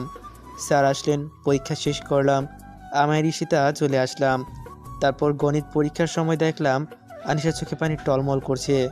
আমি বুঝতে পারছি তার কমন আসে নাই, তাই আমি এমনভাবে বসলাম যেন আনিশা আমার খাতা দেখতে পারে। দেখি সে মাথা নিচু করে বসে আছে, তাই আমি হালকা করে মাথায় হাত দিলাম আর ইশারায় বললাম আমার খাতাটা দেখার জন্য। সে লেখা শুরু করলো, আমিও করলাম। এভাবে আমাদের পরীক্ষাটা শেষ হলো। আনিশা আমাকে অনেক ডেকেছিল, কিন্তু আমি না শোনার ভান করে চলে আসি। এভাবে আমাদের পরীক্ষা শেষ হয়। আমি বুঝতে পারি আনিশা আমার উপর দুর্বল হয়ে গেছে। আমার পরীক্ষা শেষ হওয়ায় ঈশিতাকে নিয়ে ঘুরতে যাব, কারণ কাল আমি রংপুর চলে যাব। আজ অনেক ঘুরলাম, অনেক এনজয় করলাম, মজা করলাম। আজকের দিনটা আমার সারা জীবন মনে থাকবে। কাল সকালে আমি ঈশিতাকেও তার পরিবারকে বিদায় দিয়ে চলে আসলাম। ঈশিতার পরিবারের সাথে আমার খুব ভালো সম্পর্ক হয়ে গেছে। আমি বাড়িতে আসলাম, আম্মু দেখছি রান্না করছে। আম্মুকে সালাম করলাম। আম্মু আজ অনেক খুশি। আব্বুকে ফোন দিলাম, কিছুক্ষণের মধ্যে আব্বু আসলো। আমি ফ্রেশ হয়ে সবার সাথে খাওয়া দাওয়া শেষ করে অনেক গল্প করলাম। জার্নি করার আসার কারণে আব্বু আমাকে ঘুমাতে বলল। আমি রুমে গিয়ে ঘুমিয়ে পড়লাম। আমি আমার রুমে এসে ঘুমিয়ে গেলাম। ঘুম থেকে উঠে দেখলাম এখন সন্ধ্যা হয়ে গেছে। অনেক দিন পর এসেছি বাসায়, তাই একটা আরামের ঘুম দিলাম। ঘুম থেকে উঠে ফ্রেশ হয়ে নাসিবকে ফোন দিলাম, ওকে আমার বাড়িতে আসতে বললাম। কিছুক্ষণ পর নাসিব আসলো। আমি আর নাসিব চলে গেলাম আমার প্রিয় জায়গাটায়, নদীর পাড়ে। সেখানে বসে আড্ডা দিচ্ছি, এমন সময় ঈশিতার ফোন। বলো। তোমাকে না বলেছিলাম বাসায় পৌঁছে আমাকে একটা কল করতে, করনি কেন? অনেক দিন পর বাড়িতে আসলাম, খুশিতে ফোন দিতে ভুলে গিয়েছিলাম, সরি। ওহ, একদিনে আমাকে ভুলে গেছো, ভালো লাগলো। তা কি করো এখন? রাগ করেছো? সরি বললাম তো। আমি আর আমার বন্ধু নদীর পাড়ে বসে আছি। তুমি? বন্ধু নাকি বান্ধবী? ফোনটা দাও তো তোমার বন্ধুকে। কথা না বাড়িয়ে দিয়ে দিলাম, কারণ ওর যা রাগ, কি না কি করে বসে, আর মুখ দিয়ে একবার যা বের করবে তা করে ছাড়বে। এক কথায় নাছর বান্দা। ঈশিতা এগুলো আমার আবার ভালো লাগে, আমার উপর জোর করে অধিকার খাটানোর চেষ্টা করে। আমি এটা বুঝি সে আমাকে অনেক ভালোবাসে। আমি তাকে পছন্দ করতে শুরু করি, তার কারণ আমি যেমন মনের মানুষ খুঁজছিলাম, ঈশিতা ঠিক তেমনই। খুব ভালো মনের মেয়ে একটা, এমন মেয়ে হাজার একটা পাওয়া যায়। ওর সাথে আমার কোনো রক্তের সম্পর্ক নেই, কোনো বন্ধুত্বের সম্পর্ক ছিল না, কিন্তু ও আমাকে ওর বাসায় থাকা খাওয়ার জায়গা দিয়েছিল, আমার বন্ধু হয়ে সবসময় পাশে ছিল। এমন মেয়েকে জীবনসঙ্গিনী হিসেবে কে বা না চায়। আমি নাসিবকে ফোনটা দিলাম। নাসিব আর ঈশিতা কি যেন কথা বলছে। নাসিব বারবার আমার দিকে তাকাচ্ছে। আমি তো আবার সত্যি সত্যি ভয় পেয়ে গেলাম, ঈশিতা সব বলে দিচ্ছে না তো। নাসিব আর ঈশিতার কথা শেষ হলো। নাসিব ফোনটা আমাকে দিয়ে চুপচাপ বসে আছে। আমি নাসিবকে গোতানো শুরু করলাম। কিরে, কথা বলছিস না কেন? নাসিব কিছু না বলে দাঁড়ালো, আমিও দাঁড়ালাম। আমি যে কথা বলতে যাব, নাসিব আমার বাম গালে একটা থাপ্পড় দিল। নাসিব আমার হাত ধরে তার মাথায় হাত দিয়ে বলতে শুরু করলো, রাফি, আমাদের বন্ধুত্বের কসম, ঢাকাতে কি কি হয়েছে আমাকে সব বল। আর অভিনয় করতে পারলাম না, চোখের পানি বাধা মানছে না। আমি নাসিবকে সব খুলে বললাম। এখন আনিশাকে আমি শুধু ঘৃণা করি। আমি আর আনিশার সামনে কোনোদিনও যাব না। নাসিবকে সব কিছু বলতে পেরে মনটা একটু হালকা লাগছে, এখন অনেকটাই ভালো লাগছে। নাসিবকে ঈশিতার কথা বললাম, রাত অনেক হয়ে গেছে, তাই আমি আর নাসিব নিজের বাড়িতে আসলাম। আমি বাড়িতে এসে খাওয়া দাওয়া শেষ করলাম, আম্মু আব্বুর সাথে অনেক গল্প করে ঘুমিয়ে গেলাম। সকালে ঘুম ভাঙলে নামাজে গেলাম। নামাজ থেকে এসে আব্বুকে বললাম, আব্বু আমি আপনার সাথে কাজ করতে চাই। এখন তো আমি ফাঁকা আছি, এই সময় কাজ করতে পারলে একটু ভালো হতো।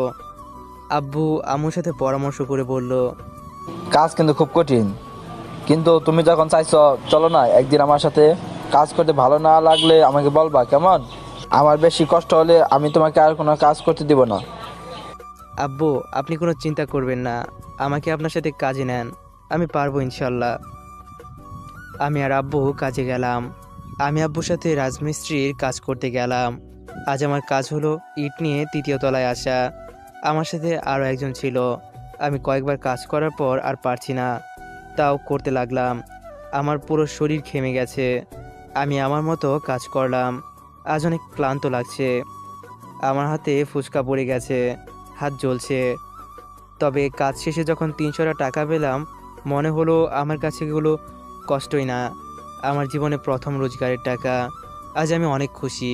সন্ধ্যার পর কাজ শেষ করে আমি আর আব্বু একসাথে কাজ করে বাসায় ফিরলাম।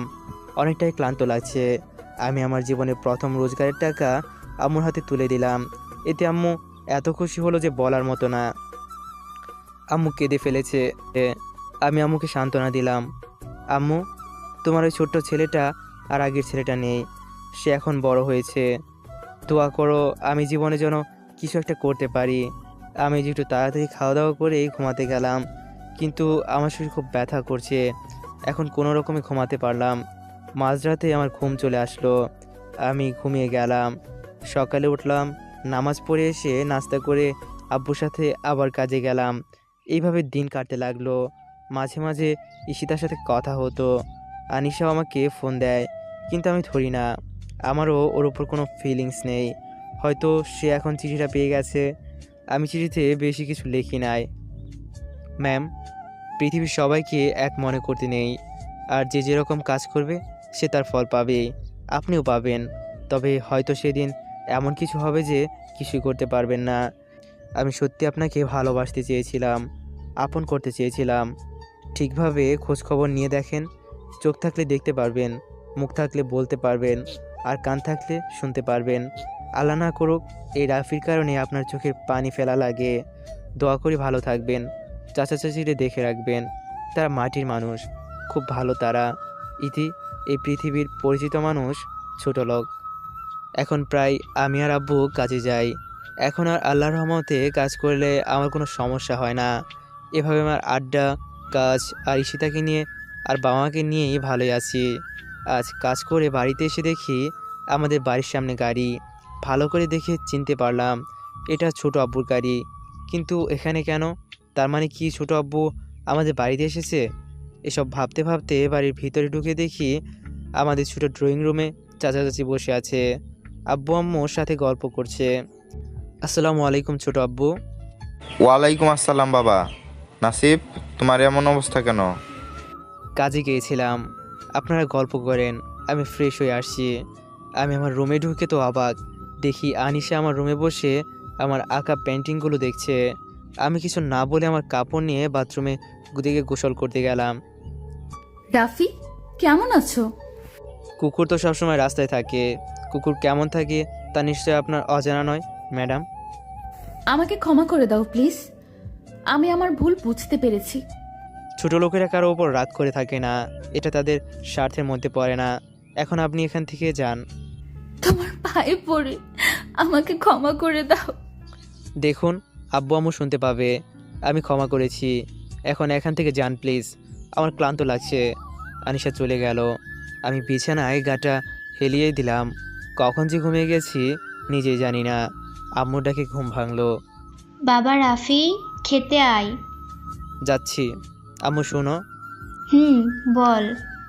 ছোট আব্বুরা এখানে এসেছে কেন? তোকে নিয়ে যেতে এসেছি। না আম্মু, আমি তোমাদের ছেড়ে কোথাও যাব না। এখন তো আমার পড়াশোনা নেই। এইসব পরে হবে, এখন খেয়ে আয়। ওরা সবাই তোর অপেক্ষায় খাবার টেবিলে বসে আছে। আম্মু তুমি যাও, আমি ফ্রেশ হয়ে আসছি। আমি ফ্রেশ হয়ে খেতে গেলাম। আমার পাশে আনিশা বসেছে। আমার অসহ্য লাগছে ওর পাশে বসে থাকতে। তুমি কি আমাদের সাথে কাল ঢাকায় যাবে? ছোট আব্বু, এখন যে কি করব, রেজাল্ট বের হোক, যদি ভালো ভার্সিটিতে চান্স পাই তখন দেখা যাবে। আব্বু আম্মুকে ছেড়ে থাকতে ভালো লাগে না। রাফি ঠিকই বলছে, এখন মেয়ে কি করবে? আমাদের সাথে কয়েকদিন থাক। আব্বু, তাহলে আমি এখানে থাকি, রাফির সাথে আমিও ঢাকা যাব। আমার ভীষণ রাগ উঠছে মেয়েটার উপরে। এখানে যে কি মতলব নিয়ে এসেছে আল্লাহই জানে। এই ছলনাময়ী মেয়েটাই ভালো জানে এত নিখুঁত অভিনয় মানুষ কীভাবে করতে পারে। আপনি এখানে থাকতে পারবেন না, থাকা খাওয়ায় সবই কষ্টের। আর আপনাকে ছাড়া চাচা চাচি থাকতে পারবে না। রাফি ঠিকই বলেছে মা, আমাদের এখানে তোমার কষ্ট হবে। তুমি কাল রাফির সাথে ভালো করে কামটা ঘুরে দেখিও। ভাবি, আমার মেয়েটা খুব জেদি, যে এখনও বাচ্চামি করে। যা যাবে তাই দিতে হবে। হ্যাঁ রাফি বল। আমি আজ তোমার সাথে থাকবো, আমাদের বাড়িতে আত্মীয় এসেছে। চলে আয়, তোর সাথে থাকতে আমার ভালোই লাগবে। দারুণ মজা হবে দোস্ত, আয়। আমি একটু পরে যাচ্ছি। আমাদের বাড়িতে রুম মাত্র 4টা, 3টা থাকার ঘর, একটাতে আব্বু আম্মু থাকে, একটাতে আমি, আর একটাতে আত্মীয় স্বজন আসলে, আর একটা রান্নাঘর। আর আমি শুয়ে শুয়ে ফোনে গেম খেলছি। এমন সময় আনিশা আসলো। আপনাকে আমার সহ্য হয় না, আমি আপনার কাছে হাত জোর করে ক্ষমা চাচ্ছি। আমার আব্বু আম্মুর কাছে আপনাকে ছোট করবেন না, তারা আমাকে অনেক ভালোবাসে। যদিও ভালোবাসে মানে আপনি বুঝেন না। আমার ভুল আমি বুঝতে পেরেছি। আমি এখন সত্যিই তোমাকে ভালোবাসি রাফি। আপনার মুখে সত্যি কোনটা মিথ্যা কোনটা আমি বুঝতে পারি না। আমি আর আনিশার কথা না শুনে রুম থেকে বের হয়ে আসলাম। আম্মু, আমি নাসিফের বাসায় যাচ্ছি থাকতে। আচ্ছা, আমি নাসিফের বাসায় যাচ্ছি এমন সময় ফোনটা বেজে উঠলো। ঈশিতা কল করেছে। হ্যালো। কেমন আছো? ভালো, তুমি? ভালো। রাতে খেয়েছো?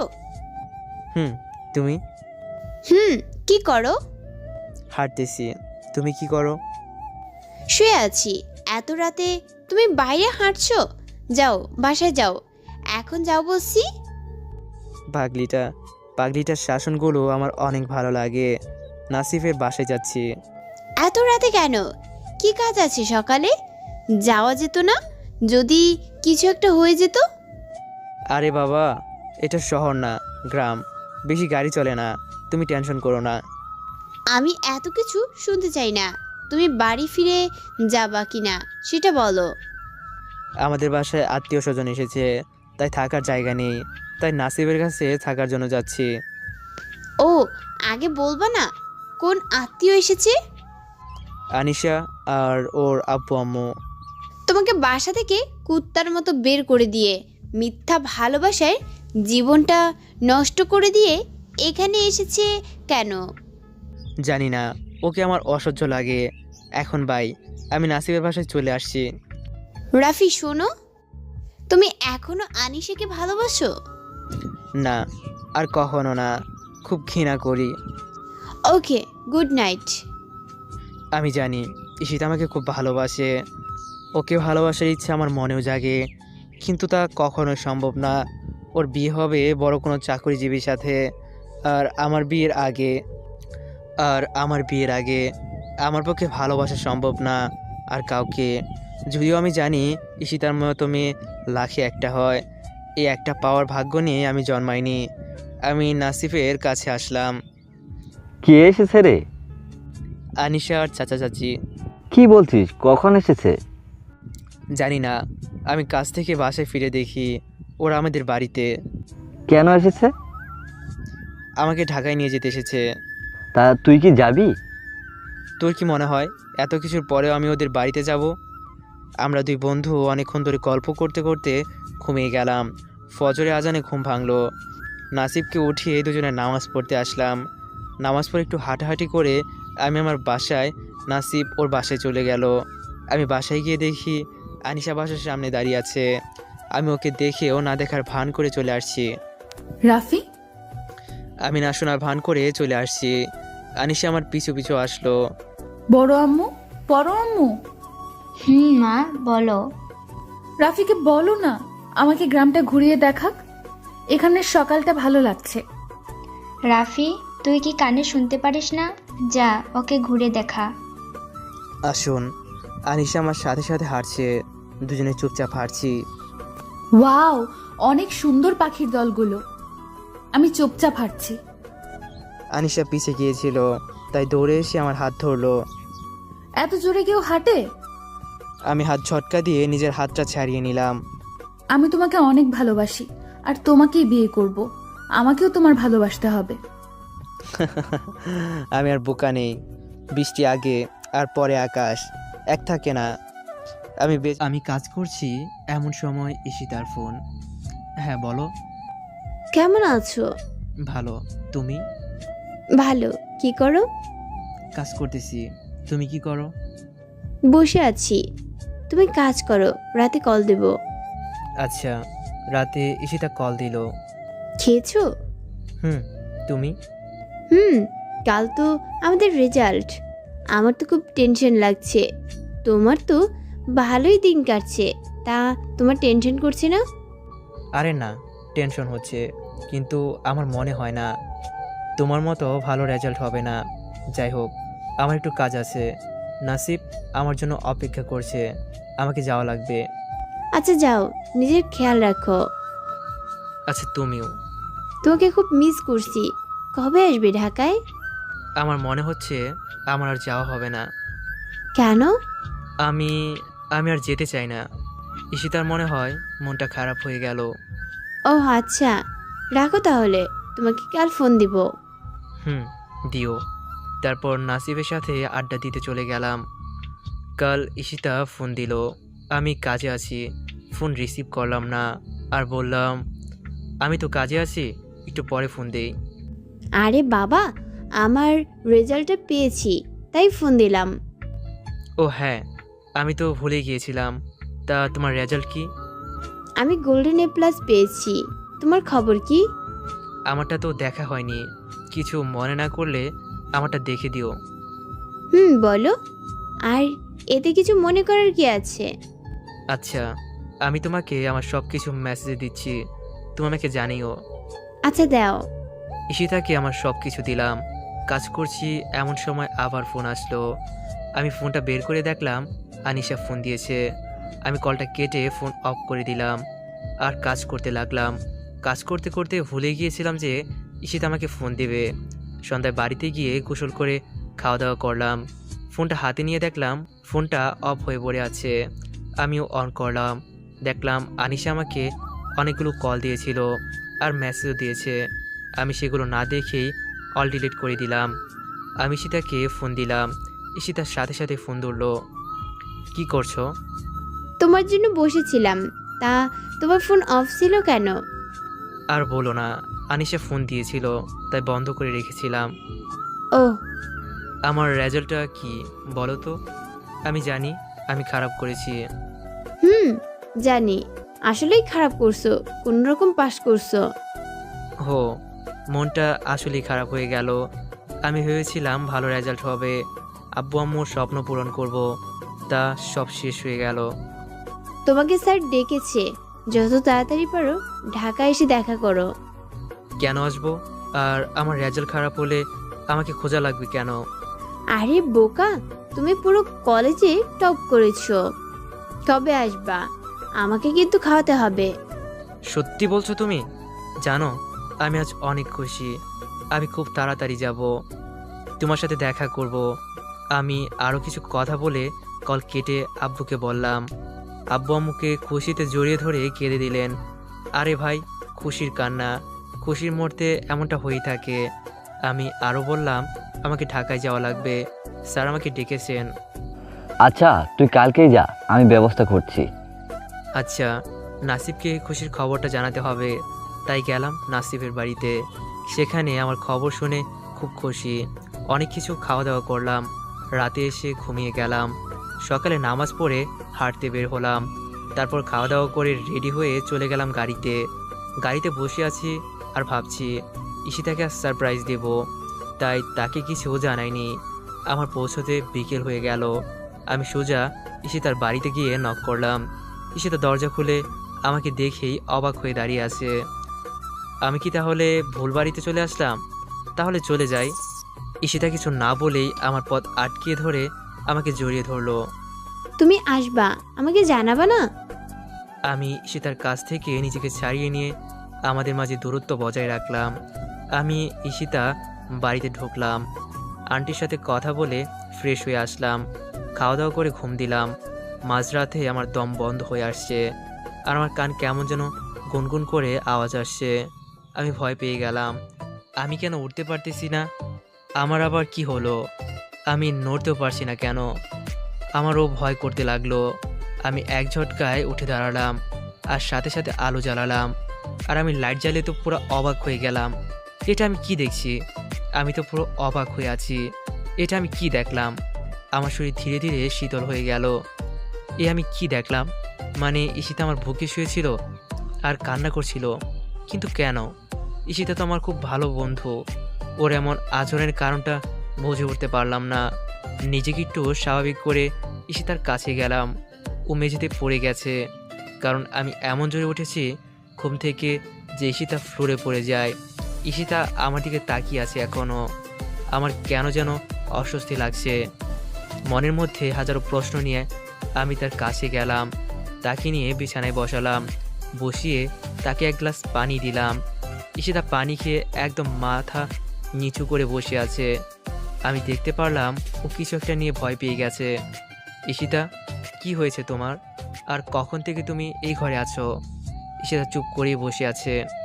কি হয়েছে বলবে, নাকি আমি চলে যাব? আমি এটা বলেই ব্যাগ হাতে নিয়ে দরজার কাছে যেতে লাগলাম। ঈশিতা দৌড়ে এসে আমাকে জড়িয়ে ধরলো আর বলতে লাগলো, তুমি কি কিছু বুঝো না? তুমি সত্যি ভালোবাসাকে ফিল করতে পারো, আর আমার ভালোবাসা ফিল করতে পারো না? আমি তোমাকে ভালোবাসি, তোমাকে দেখে আমার খুব ভালো লাগে। তোমার কথা খুব মনে পড়তো। হঠাৎ একদিন তোমার ওইভাবে দেখা পাবো ভাবিনি। তোমার পাওয়াটাই ছিল আমার আশার আলো। তুমি আমার অনেক কাছে চলে এসেছিলে, ভেবেছিলাম তোমাকে বলবো, কিন্তু তুমি এক মিথ্যা ভালোবাসার ওপর বিশ্বাস হারিয়ে ফেলেছ। তোমাকে বলে যদি আমার থেকে দূরে চলে যাও, তাই বলিনি। আজ অনেক দিন পর তোমাকে পেলাম। আমি তোমাকে সত্যি অনেক ভালোবেসে ফেলেছি। আমি অবাক না হয়ে পারলাম না। আমি কি করব কিছুই বুঝতে পারতেছি না। ঈশিতা আস্তে আস্তে আমার দিকে এগিয়ে আসছে। আমার ঠোঁটের কাছে তার ঠোঁট নিয়ে এসেছে। আমি কোনো রকম নিজেকে সামলিয়ে বললাম, ঈশিতা, আমাকে কিছুদিন সময় দাও, কাল স্যারের সাথে দেখা করেই চলে যাব। ঈশিতা মন খারাপ করে আছে, তার চোখে পানি টলমল করছে। আচ্ছা, কাল তাহলে আমাকে সারা দিন দিতে হবে। আমি একটা দিন শুধু তোমার হতে চাই। আমি কিছু একটা ভেবে বলে দিলাম, ওকে। সকালে ঈশিতার ডাকে ঘুম ভাঙলো। আমি উঠে গোসল করে নিচে নামলাম। খাওয়া দাওয়া করে আমি আর ঈশিতা বের হলাম। প্রথমে গেলাম কলেজে। সেখানে স্যারের সাথে দেখা করে জানতে পারলাম প্রিন্সিপাল স্যার আমাকে ডেকেছেন। আমি গেলাম। স্যার, আসতে পারি? আসো। আসসালামু আলাইকুম স্যার, কেমন আছেন? ভালো আছি। তোমাকে যে কারণে ডেকেছিলাম। স্যার, এটা কিসের ফর্ম? তোমাকে স্কলারশিপ দেওয়া হয়েছে কলেজ থেকে। আমাদের মনে হয় তুমি জীবনে ভালো কিছু করতে পারবে, তাই তোমাকে কলেজ থেকে কানাডায় পাঠানোর সিদ্ধান্ত নিয়েছি। তোমাকে 2 লাখ টাকা দেওয়া লাগবে। আমরা সবাই মিলে তোমাকে 50,000 টাকা দিতে পারবো, আর বাকিটা তোমাকে ম্যানেজ করতে হবে। ধন্যবাদ স্যার, আমি আপনার উপর চিরকৃতজ্ঞ থাকব। কিন্তু আমি বা আমার পরিবার এতগুলো টাকা ম্যানেজ করতে পারবে না, আমাকে মাফ করবেন স্যার। এটা বলেই স্যারের হাতে ফর্মটা দিয়ে বাইরে চলে আসছিলাম। রাফি, দাঁড়াও। আমি দাঁড়ালাম, দেখলাম স্যারের সাথে কি কথা বলে স্যারের হাত থেকে ফর্মটা নিয়ে আমাকে নিয়ে কলেজ থেকে বের হলো। আমি কিছু বলি নাই। সারা রাস্তায় দেখলাম ঈশিতা সুন্দর একটা জায়গায় নিয়ে আসলো। আসলে জায়গাটা খুব সুন্দর। আমাকে কোনো কথা না বলেই সে বসে একটা জায়গায়। আমি কিছুক্ষণ দাঁড়িয়ে থাকার পর ঈশিতার পাশে গিয়ে বসলাম। ঈশিতা কিছু একটা ভাবছে। ঈশিতা, তোমার কি হয়েছে? চুপ করে আছো কেন? তোমার কি কিছু হয়েছে? আমার কিছু হয়নি। ঈশিতা, তুমি ফর্মটা নিয়ে আসলে কেন? রাফি, আমার একটা কথা রাখবা? বলো। ঈশিতা আমার হাত ধরে বলতে লাগলো। আমি তোমাকে একটা রিকোয়েস্ট করব, রাখবে? বলো। রাফি, তুই কানাডা যাও পড়াশোনা করতে, আর ওখানে একবার যেতে পারলে পার্ট টাইম একটা জব করে তোমার চলার খরচ তুমি চালাতে পারবে। আর তোমার বাবা মার কথা তুমি একদম চিন্তা করো না। আমি তোমার মা বাবাকে আমার নিজের করে নিব। আর তুমি যতদিন না নিজের পড়াশোনা শেষ করে আসছো, আমি তোমার বাড়ি থেকে তোমার মা বাবাকে দেখব। সব ঠিক আছে, কিন্তু আমি এতগুলো টাকা কিভাবে অ্যারেঞ্জ করব? তোমাকে এগুলো নিয়ে চিন্তা করতে হবে না, আর আমি দেখি কি করা যায়। আমাকে ঈশিতা এখন দেশের বাইরে পাঠাবেই। আমি ঈশিতার জোরাজোরিতে রাজি হলাম। সন্ধ্যায় বাড়িতে গেলাম। ফ্রেশ হয়ে এসে আমার রুমে বসে আছি। এমন সময় ঈশিতা আসলো আমার রুমে। কি করছো? এই তো বসে আছি আর ভাবছি এতগুলো টাকা কোথায় পাবো। ঈশিতার হাতে কিসের যেন একটা বক্স ছিল, তা আমার দিকে বাড়িয়ে দিল। আমি দেখলাম কয়েকটা গহনা আছে। এগুলো কি ঈশিতা, আর আমাকে দেখাচ্ছ কেন?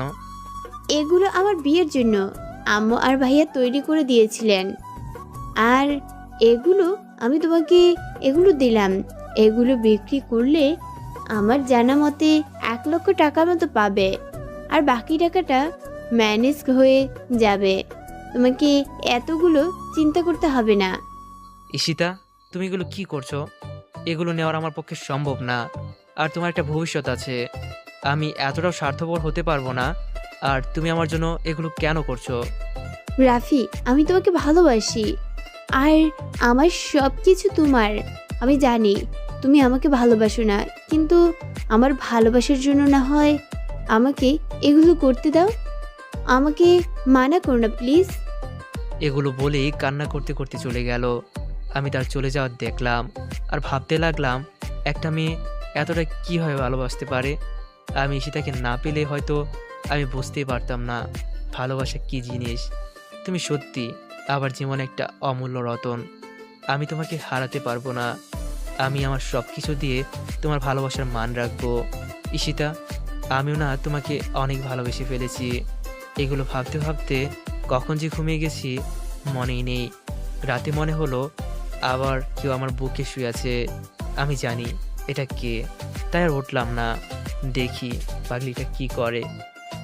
আমি যে তোমাকে আমার থেকেও বেশি ভালোবাসি, সেটা কি তুমি বুঝো না? জানি বিদেশ গিয়ে আমাকে ভুলে যাবে। ওখানে তো অনেক সুন্দর সুন্দর মেয়ে দেখবা, আমাকে ভুলে যাবে। আমি বাবা তোমাকে ছাড়া থাকতে পারবো না। আমি তোমাকে এত ভালোবাসি, আর ভালোবাসার মনটা একটু রেখো। ঠিক মতো পড়াশোনা করে দেশে ফিরে এসো। কথা দিচ্ছি তোমার সামনে আমি আর কোনো দিনও আসবো না, কিন্তু তুমি যেদিন দেশে ফিরে আসবা আমি তোমাকে না হয় দূর থেকে দেখব। ঈশিতা জানে না আমি ওর সব কথা শুনছি। আমি ঈশিতাকে জড়িয়ে ধরলাম। আমার পাগলিটা কি আমাকে এত ভালোবাসে, আর আমি আমার পাগলিটাকে ভালোবাসতে পারবো না? আমি তোমাকে ভালোবাসি ঈশিতা। ঈশিতা আবার সত্যি লজ্জা পেয়ে বলল। তুমি ঘুমাওনি, বজ্জাত ছেলে। এটা বলেই দিল বুকের মাঝে কিল দিয়ে এক দৌড়। আর আমি বসে হাসতে লাগলাম। আমাকে সত্যিই খুব ভালোবাসে। আমি রাতেই আব্বুকে ফোন দিলাম। কিরে, এত রাতে ফোন দিলি যে? কোনো বিপদ হলো নাকি? আব্বু, বিপদ একটা হয়েছে। আম্মুকে একটু ফোনটা দেন তো, আম্মুর সাথে কথা আছে। আব্বু ফোনটা আম্মুকে দিল। আমি আম্মুকে ঈশিতার সব কথা বললাম, আর সাথে কানাডায় যাওয়ার কথাটাও বললাম। আমার আম্মু শুনে মনে হয় খুব খুশি হয়েছে। আম্মু, তুমি আব্বুকে রাজি করিও। ঈশিতা আমাকে খুব ভালোবাসে, আর আর ও খুব ভালো মেয়ে। আরে পাগল, তোকে বলতে হবে না, তোর বাবা সব শুনেছে আর সে রাজি। বাবা তুই এখন ঘুমা। আমি সকালে উঠে বসে আছি।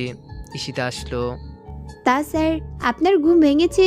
নিচে তো সবাই আছে। আমি আস্তে আস্তে ঈশিতার সামনে দাঁড়ালাম। ঈশিতাকে শক্ত করে জড়িয়ে ধরে বললাম, আমি তোমার কথা আমার আম্মুকে বলেছি, আর তোমাকে দেখতে চেয়েছে। তুমি কি আমার বউ হবে?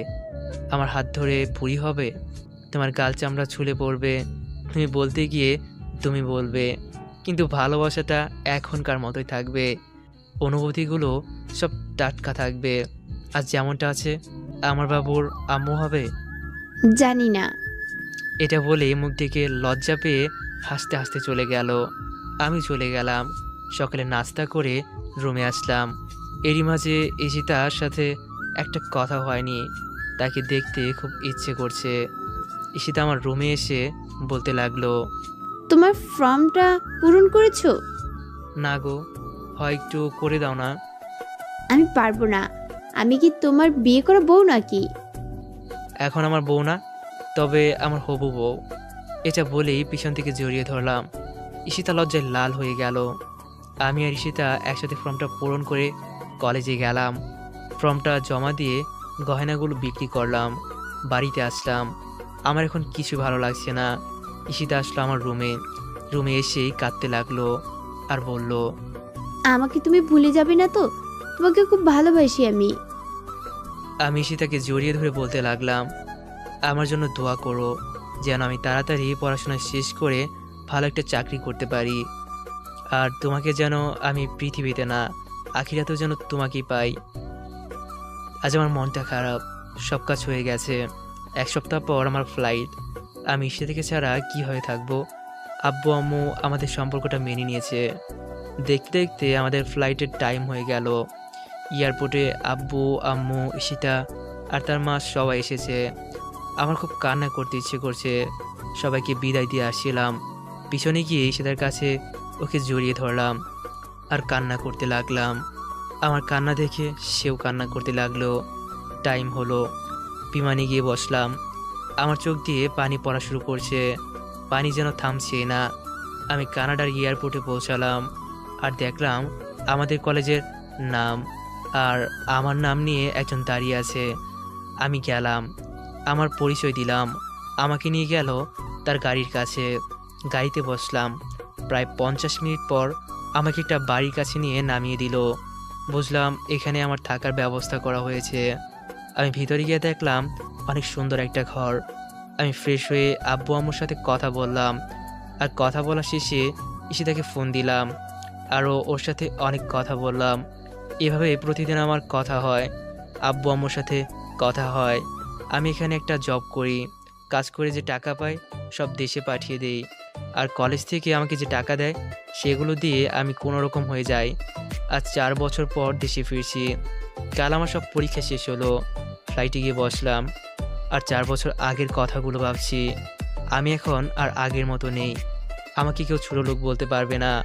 আমাকে কেউ এখন আর বলবে না তুই ছোটো লোকের বাচ্চা। কেউ আর আমাকে এখন বলবে না, কেউ অপমান করার সাহস পাবে না, কারণ আমার গায়ে ছোটো লোক কথাটা মিশে ফেলেছি। এখন আমি নিজের যোগ্যতায় নিজের পায়ে দাঁড়িয়েছি। ভাগ্যিস আমার সাথে ঈশিতার দেখা হয়েছিল। এখন সত্যি মনে হচ্ছে মহান আল্লাহ তাআলা যা করেন তা সবার ভালোর জন্যই করেন, আর দুঃখের পরে সুখ আসবেই। ঈশিতা সত্যি আমার জীবনটা বদলে দিল।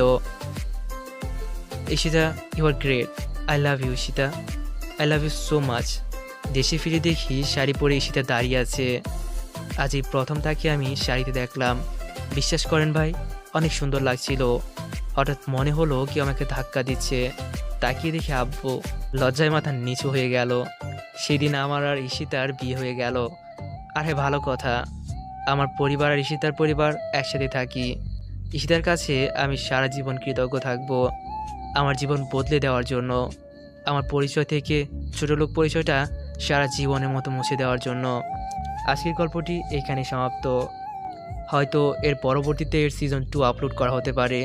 তো সিজন 2 যদি আপলোড করা হয় তা সবার আগে শোনার জন্য আমাদের চ্যানেলটি সাবস্ক্রাইব করে সাথে থাকবেন আর বেল আইকনটি বাজাতে ভুলবেন না।